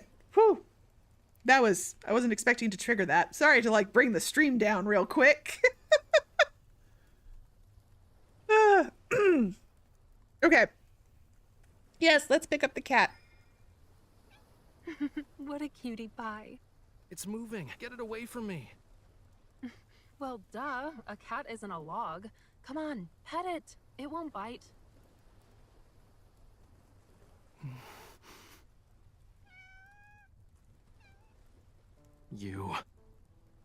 Your flattery means nothing to me. I don't accept you. If you need to thank someone, thank the silly girl. She's the reason you're even getting a crumb of my attention. It licked me. No. A monster touched me. My hand. It's over. I can't hold a paintbrush now. Not like this. So, is there a reason why you don't like cats? Why should I? I dislike them because I do. For humans, it's game over as soon as a cat nuzzles them. Raphael, that means it trusts you and feels grateful. Well, animals that are fond of humans usually have a tragic end. One moment you're cute and cuddly, the next they toss you aside. You're forgotten, left behind. Look, it's saying not all humans are like that. And you? Wasn't there something important you forgot about?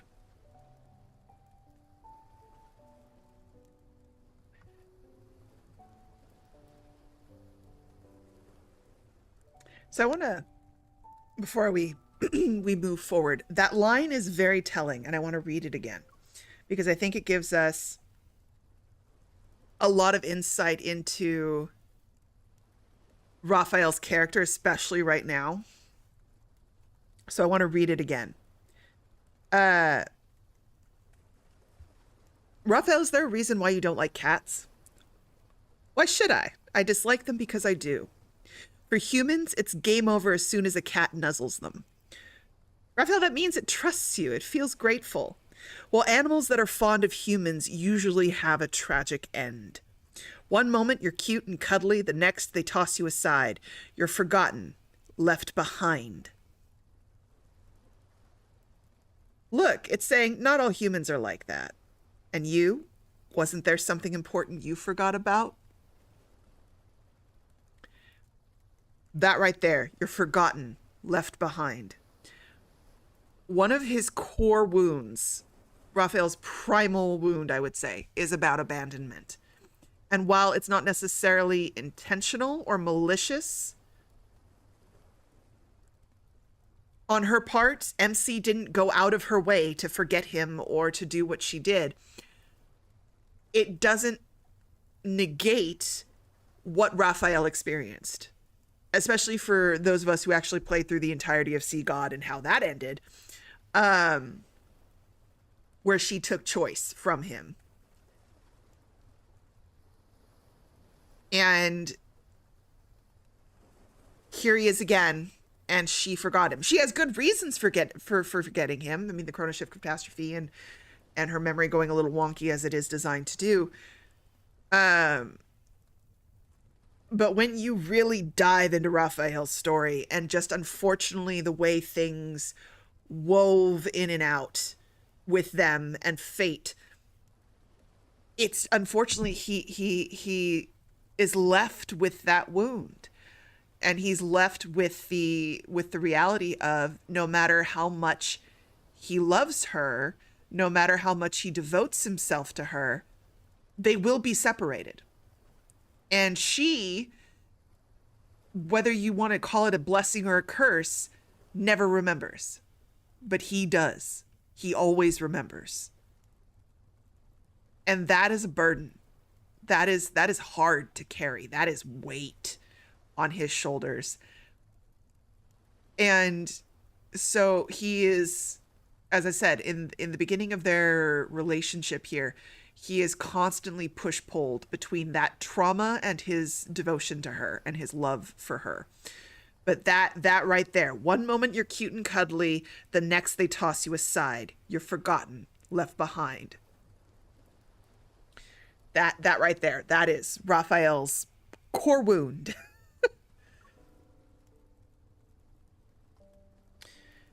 Let's see. Do we want to say or we want to say the coral stones? What are we feeling here? Let's go with...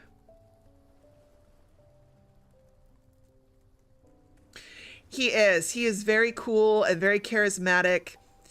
And I would say he has tsundere-like tendencies right now, where he's not...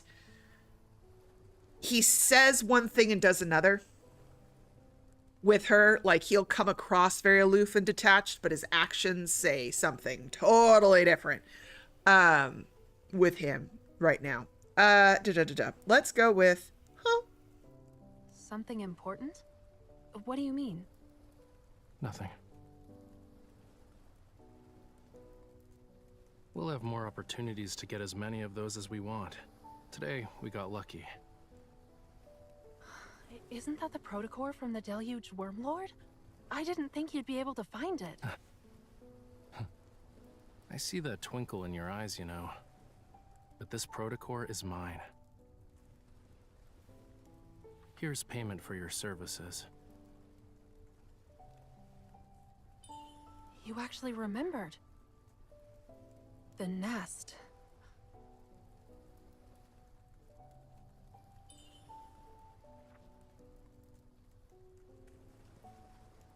Is this the place we can gather intel from? Don't believe me? Well, real intel is always hidden in the most inconspicuous places. The crazier it seems, the more likely it's true. You must be a regular there. What did you need back in the day? Mummy bandages? With a bit of work, you can get nice poisonous sap.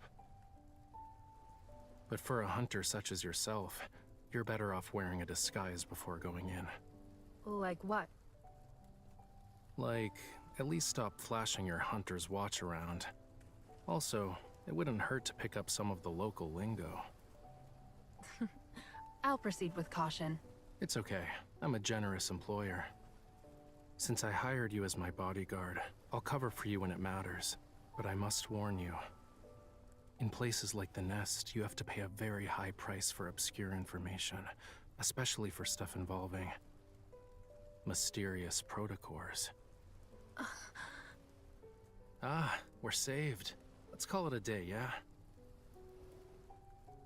I hope you can find the right path, Miss Bodyguard.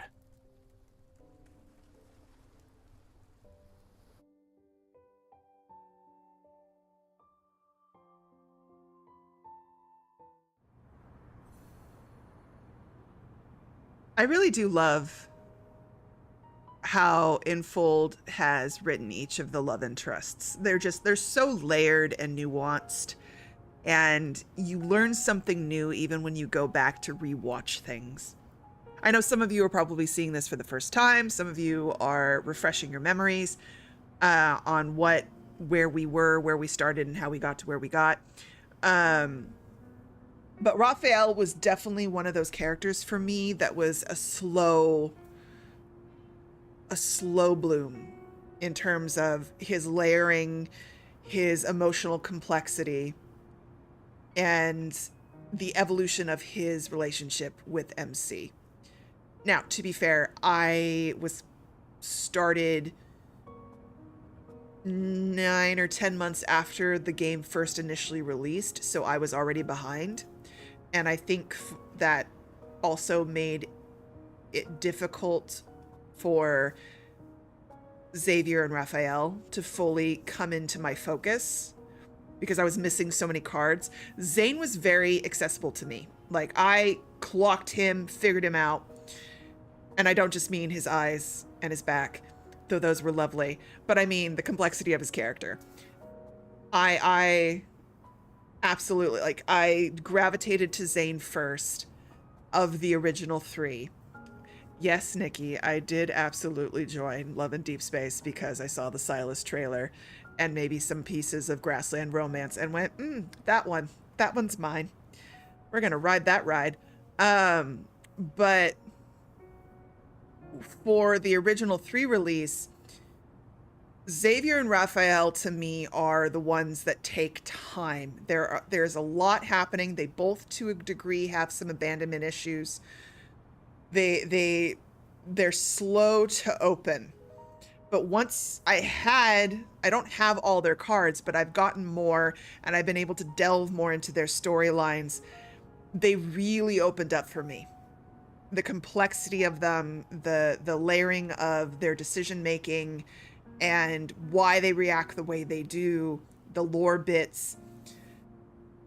Rafayel kind of really rose in ranks for my harem.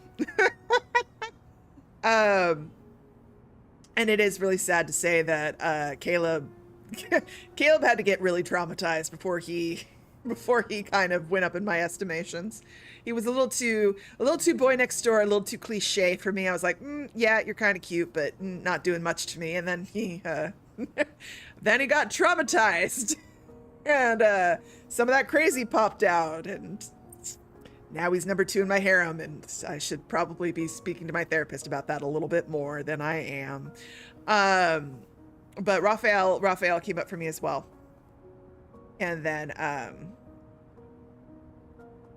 yeah, he's just, and his voice actor, Raphael's voice actor does an amazing job flipping tonally between Raphael's various personas, whether it's Sea God, Assassin, Raphael the artist, Raphael when he's with MC, and then this kind of amalgamation over here that is the rest.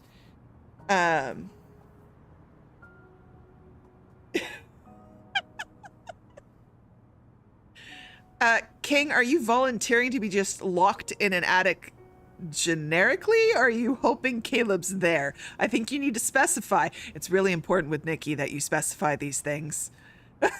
Because if you don't... She's my Sylus-coded friend. She's big on being specific, and be careful what you wish for is all I'm saying.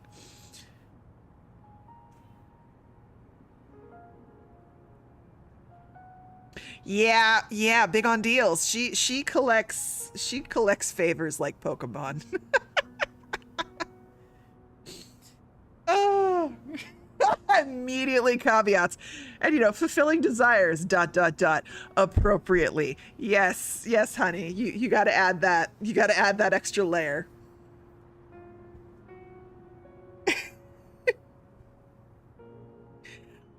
Nikki and I have come to the rather giant conclusion that I am Rafayel.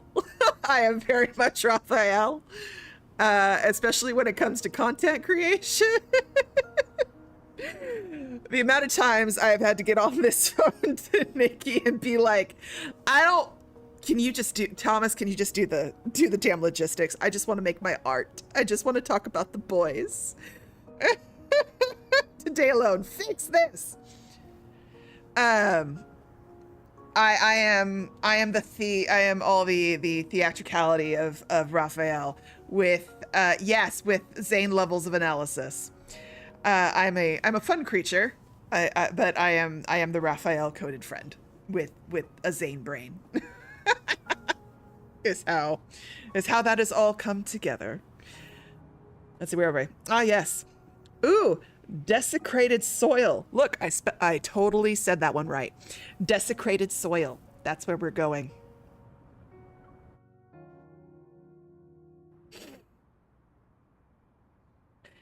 The warm night breeze. Stop scrolling. I'm trying to read. The warm breeze rises from the sea and carries with it the shining sand of White Sand Bay. It sweeps past the skyscrapers, eventually disappearing into an alley even moonlight won't touch.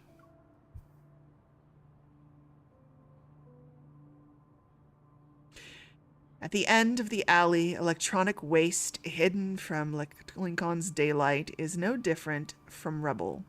Erratic currents meander in the air and capture the wisp of a signal. The fleet will return from the deep space tunnel tonight. A recently discovered planet, Alpha PO159, is confirmed to be dead by the DAA. They say you're connected to Isaiah's death. I never believed them. You would never attack your own comrades.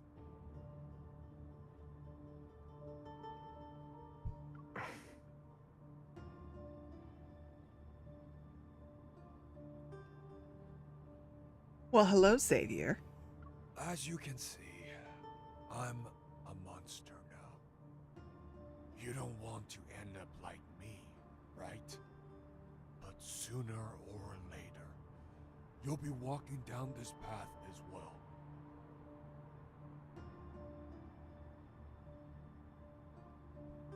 Only she can save us. You, of all people, should know. That thing is with her. I've seen.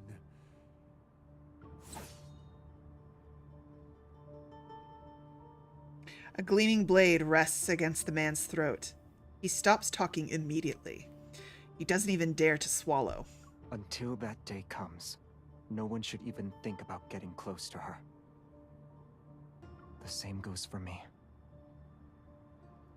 You're still stubborn, huh? What's the point? I don't need to explain myself to traitors.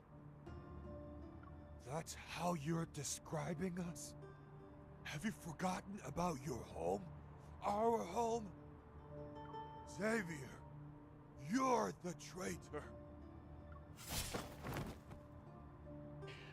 On the edge of darkness, a blinding light culminates into a muffled grunt as flesh is stabbed.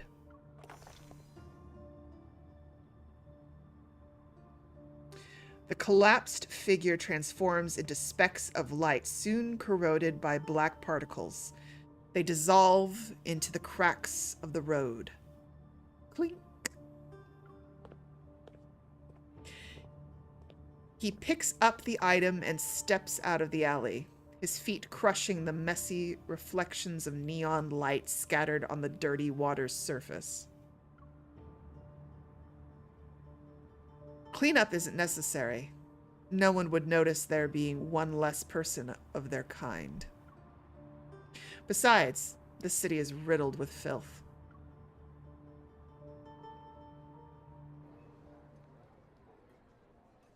Without a doubt, Alpha PO159's Stera energy has been depleted.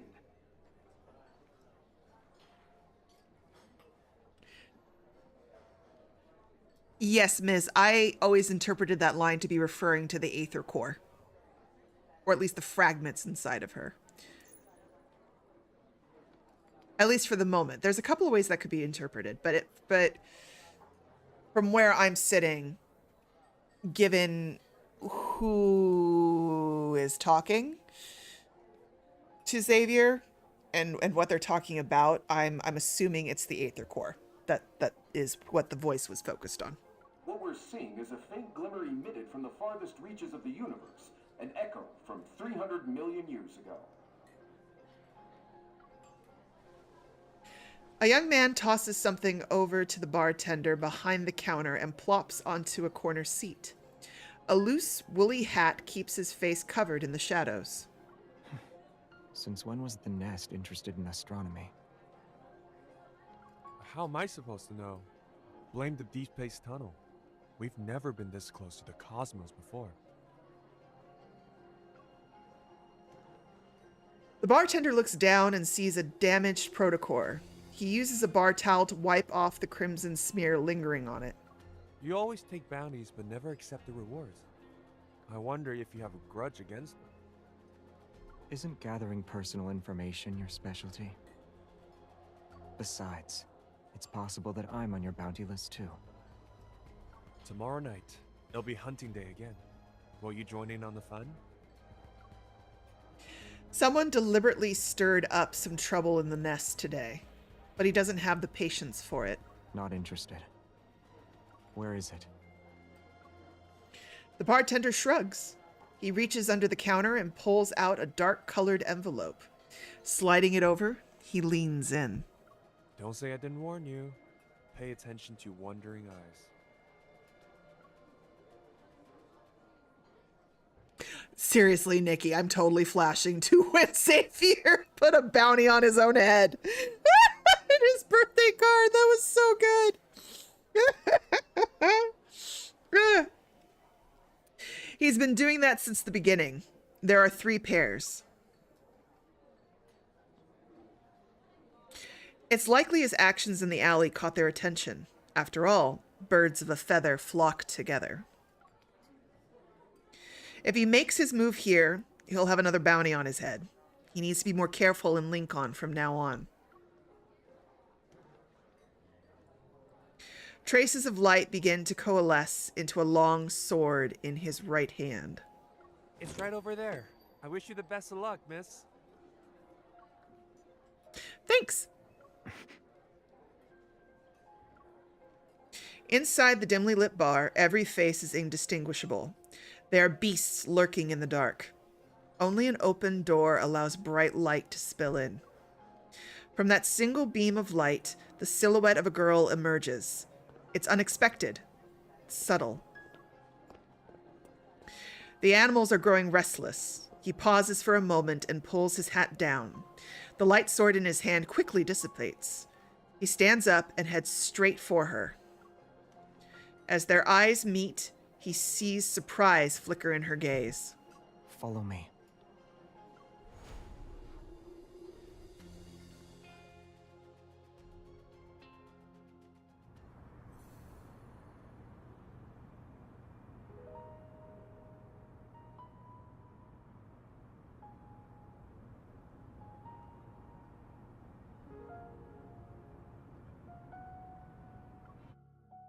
Luminous veil. In Azure Square, the Carnival is holding a spaced theme event. A hologram has been used to construct a castle-shaped fountain. In the middle of the plaza is a towering circular screen. The newscaster enthusiastically discusses information the Deep Space Aviation Administration brought back. There are traces of organisms that once lived on Alpha P0159. You didn't ask me to follow you so we could appreciate the fountain, right? There's more to it. I'm sitting on a bench by the fountain, my gaze fixed on Xavier. He's lost in thought. Did something happen in the nest?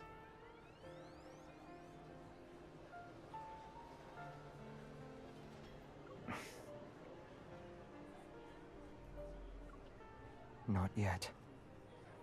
When I saw you, I just asked you to follow me without thinking. Not yet means something did happen.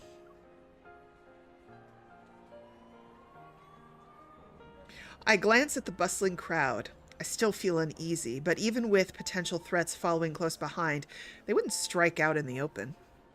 So you're really going to the N109 zone? In that moment, Xavier takes off his woolly hat and changes the subject. He doesn't ask about how I knew of the nest, like how I have no interest in asking about why he was there in the first place. After spending some time together, it seems we've come to understand each other. Yeah, I was about to start the next part of my plan until you swooped in to whisk me away. I'm sorry. But for places like the N109 zone, there's always a way in. You just need to look.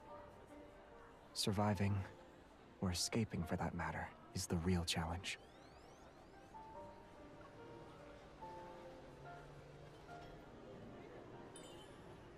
You're right, but honestly, I haven't found the time to think about my escape plan yet. Getting the Aether Core and figuring out what to do with it, that's the bigger challenge I'm facing right now. The Protocore auction.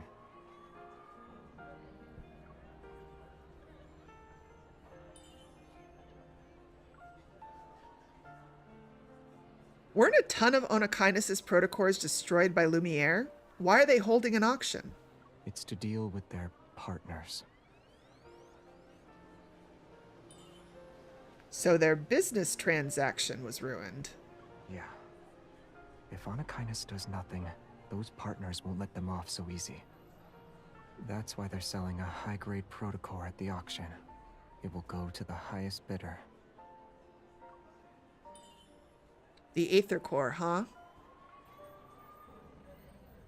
I raise my head, but before I can get some answers, I notice a patrol robot hovering behind Xavier.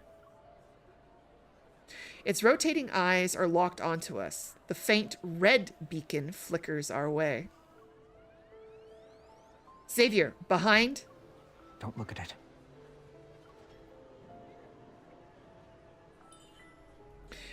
Is there one behind me?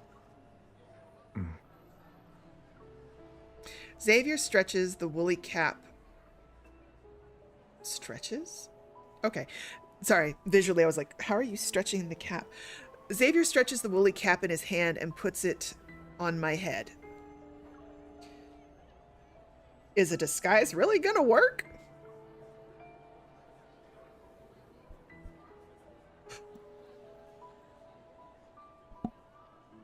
He rests his cheek.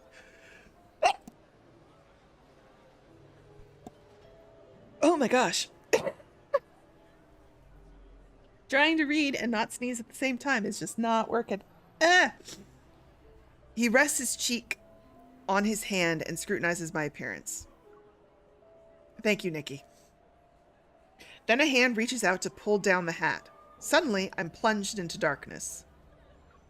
This will do. Hey! I take the hat off, annoyed at his calm demeanor. I don't sense any metaflux, so I doubt we're dealing with lumivores or... Oh, why are you doing this to me, game? So I doubt we're dealing with lumnivores or... Tezcatlipocas. Help me. Tezcatlipoca. Something like that. You know it. He said it. We're good. I did my best, everybody. Close enough. It's close enough. The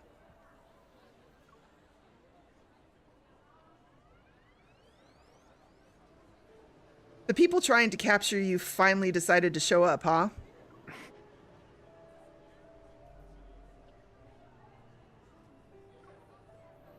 I mean, if we're being honest, Ms. Lumnivores sounds like a type of kink, but moving on, I always wondered why I find myself in the same situation whenever I run into Xavier. If it's not a coincidence, then there's a threat lurking around him. I'm always with you when they're trying to start something. Even if you want to play dumb, it's too late.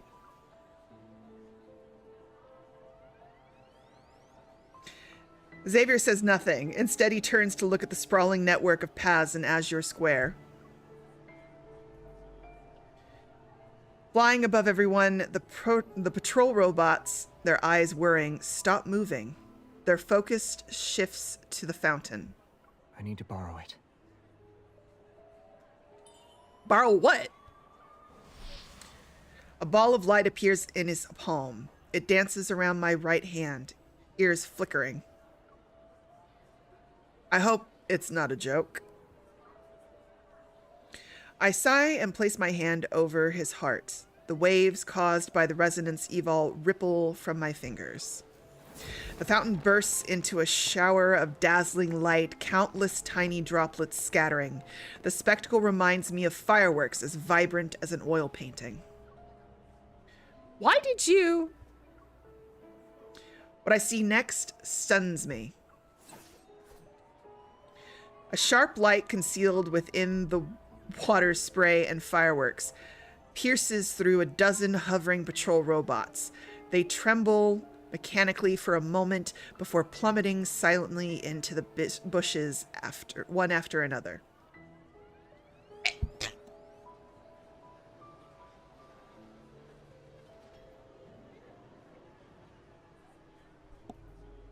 Ah! Apparently I'm allergic to light evols. I have no idea. Catch you later, Nikki. Now they won't be able to find us.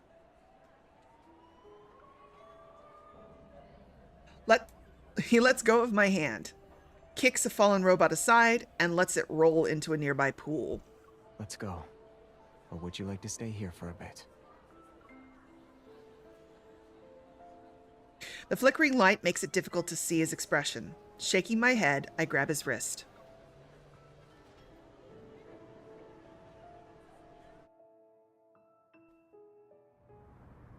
Yeah, miss. I am like Sylus in that I'm allergic to light. I keep sneezing. I'm like trying to read while my eyes are watering so bad from trying not to sneeze. Ah! Oh. We are so close. We are so close. Okay. Philo.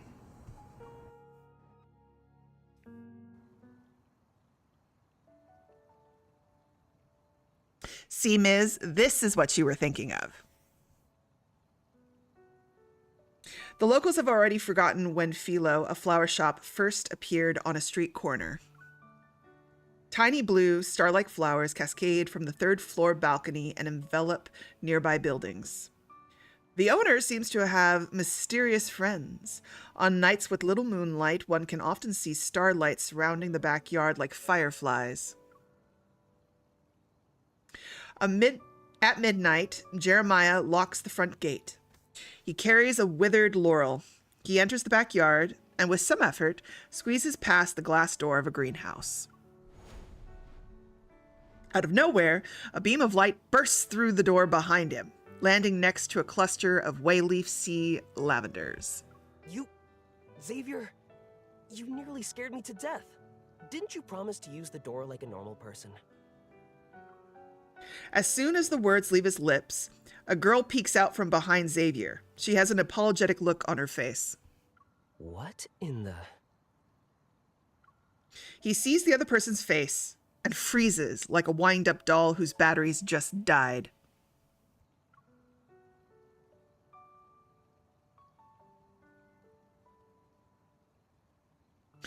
I'm sorry, I didn't mean to scare you.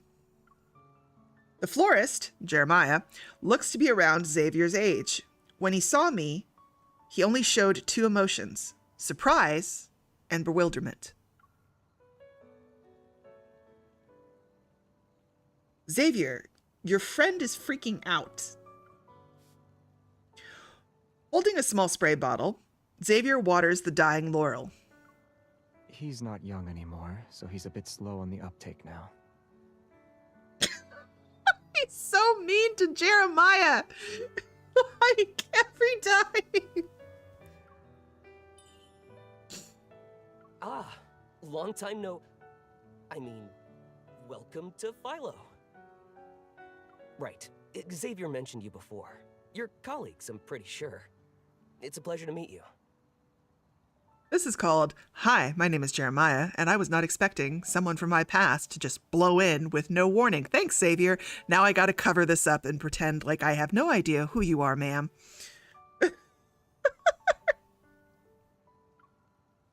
The awkward greeting ends under Xavier's watchful gaze. Jeremiah looks at the glass wall. It flickers briefly, then returns to normal. now that we're out of sight, you can talk. Did something happen in the no-hunt zone? With how he casually brings up the no-hunt zone, his expression unfazed, it shows he's not just a florist. Xavier shakes his head. Are there any unused identities left in the vault? She needs to get into the N109 zone, but lacks a disguise. Wait, you're actually going to help me? Didn't you say you still need to think of an escape plan? Laws don't exist in the N109 zone, but knowing the right people can come in handy. If your reputation is good enough, even the ones who want to mess with you will think twice. Ah, I got it now. The glass wall flickers again and becomes a screen. A dazzling array of identities appear on it. Got anything in mind? I can customize it to suit your needs. I pause and give Xavier a puzzled look. But all he does is touch his temple, remaining silent as he continues to water the laurel. Let me think. Surviving in the N109 zone isn't enough. What I truly need in the auction. So, I need to be someone who can negotiate without kindness, and when I talk, I don't end up revealing my identity. Do you have one known for being disgustingly rich?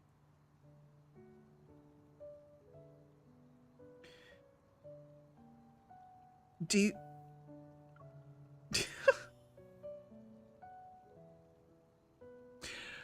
Oh, they absolutely have met, Ms. There's no way that Rafayel and Xavier haven't crossed paths in the nest. Now, I don't think they crossed as Xavier and Rafayel. They might have crossed paths as Lumiere and Assassin Raph, or at least seen each other at the bar. But they definitely, I feel like that is an opportunity where it logically makes sense for them to have known each other in a very peripheral sense. They're not like buddies or anything, but they know, they've seen the wall, they know the bounties. They would know of each other in a professional sense.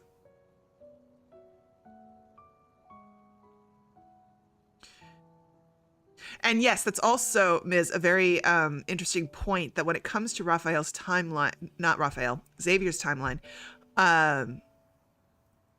we have this rare opportunity where there's more than just the love interest that remembers MC from a past life.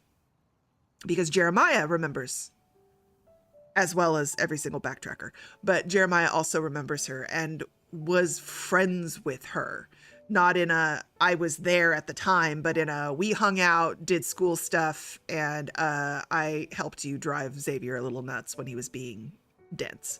Like, she and Jeremiah were absolutely besties back in the day. With her, well, the alternate, the other version, the other iteration of her.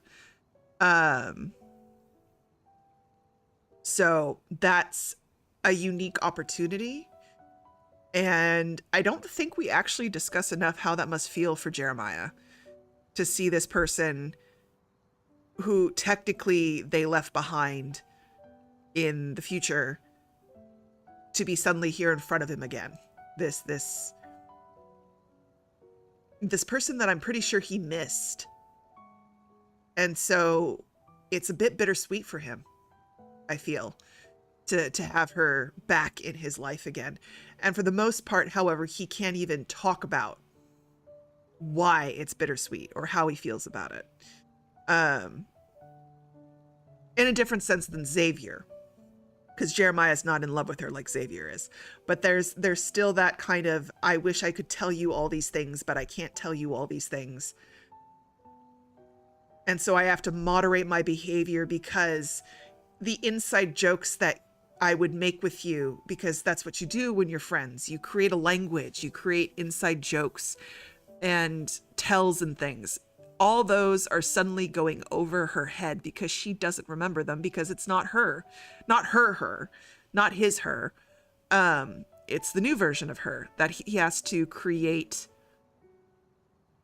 a new relationship with. You know, that's emotionally got to be rough.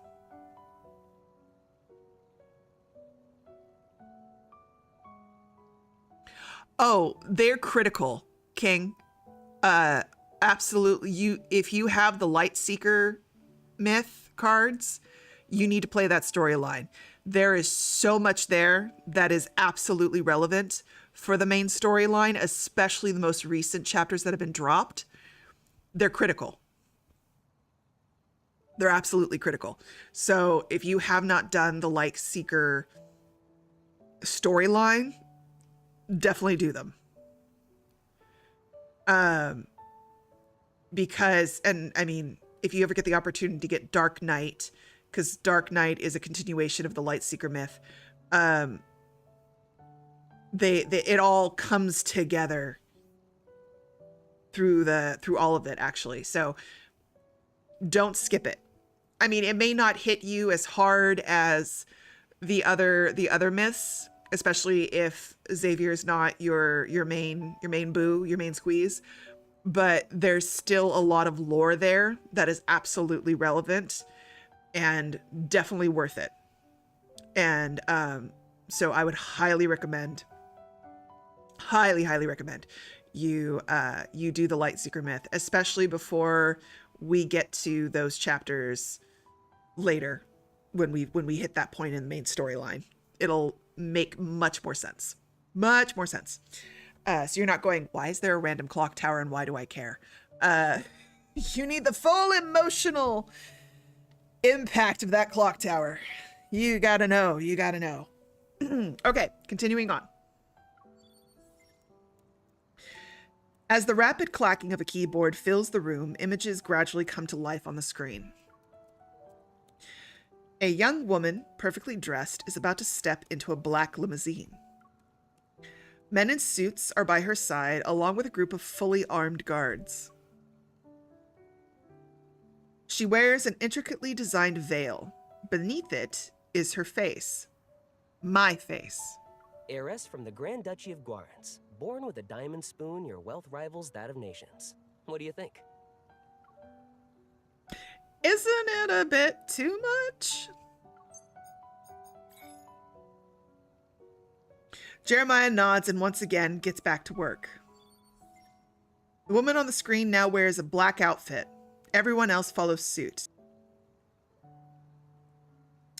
Do I really need to be that?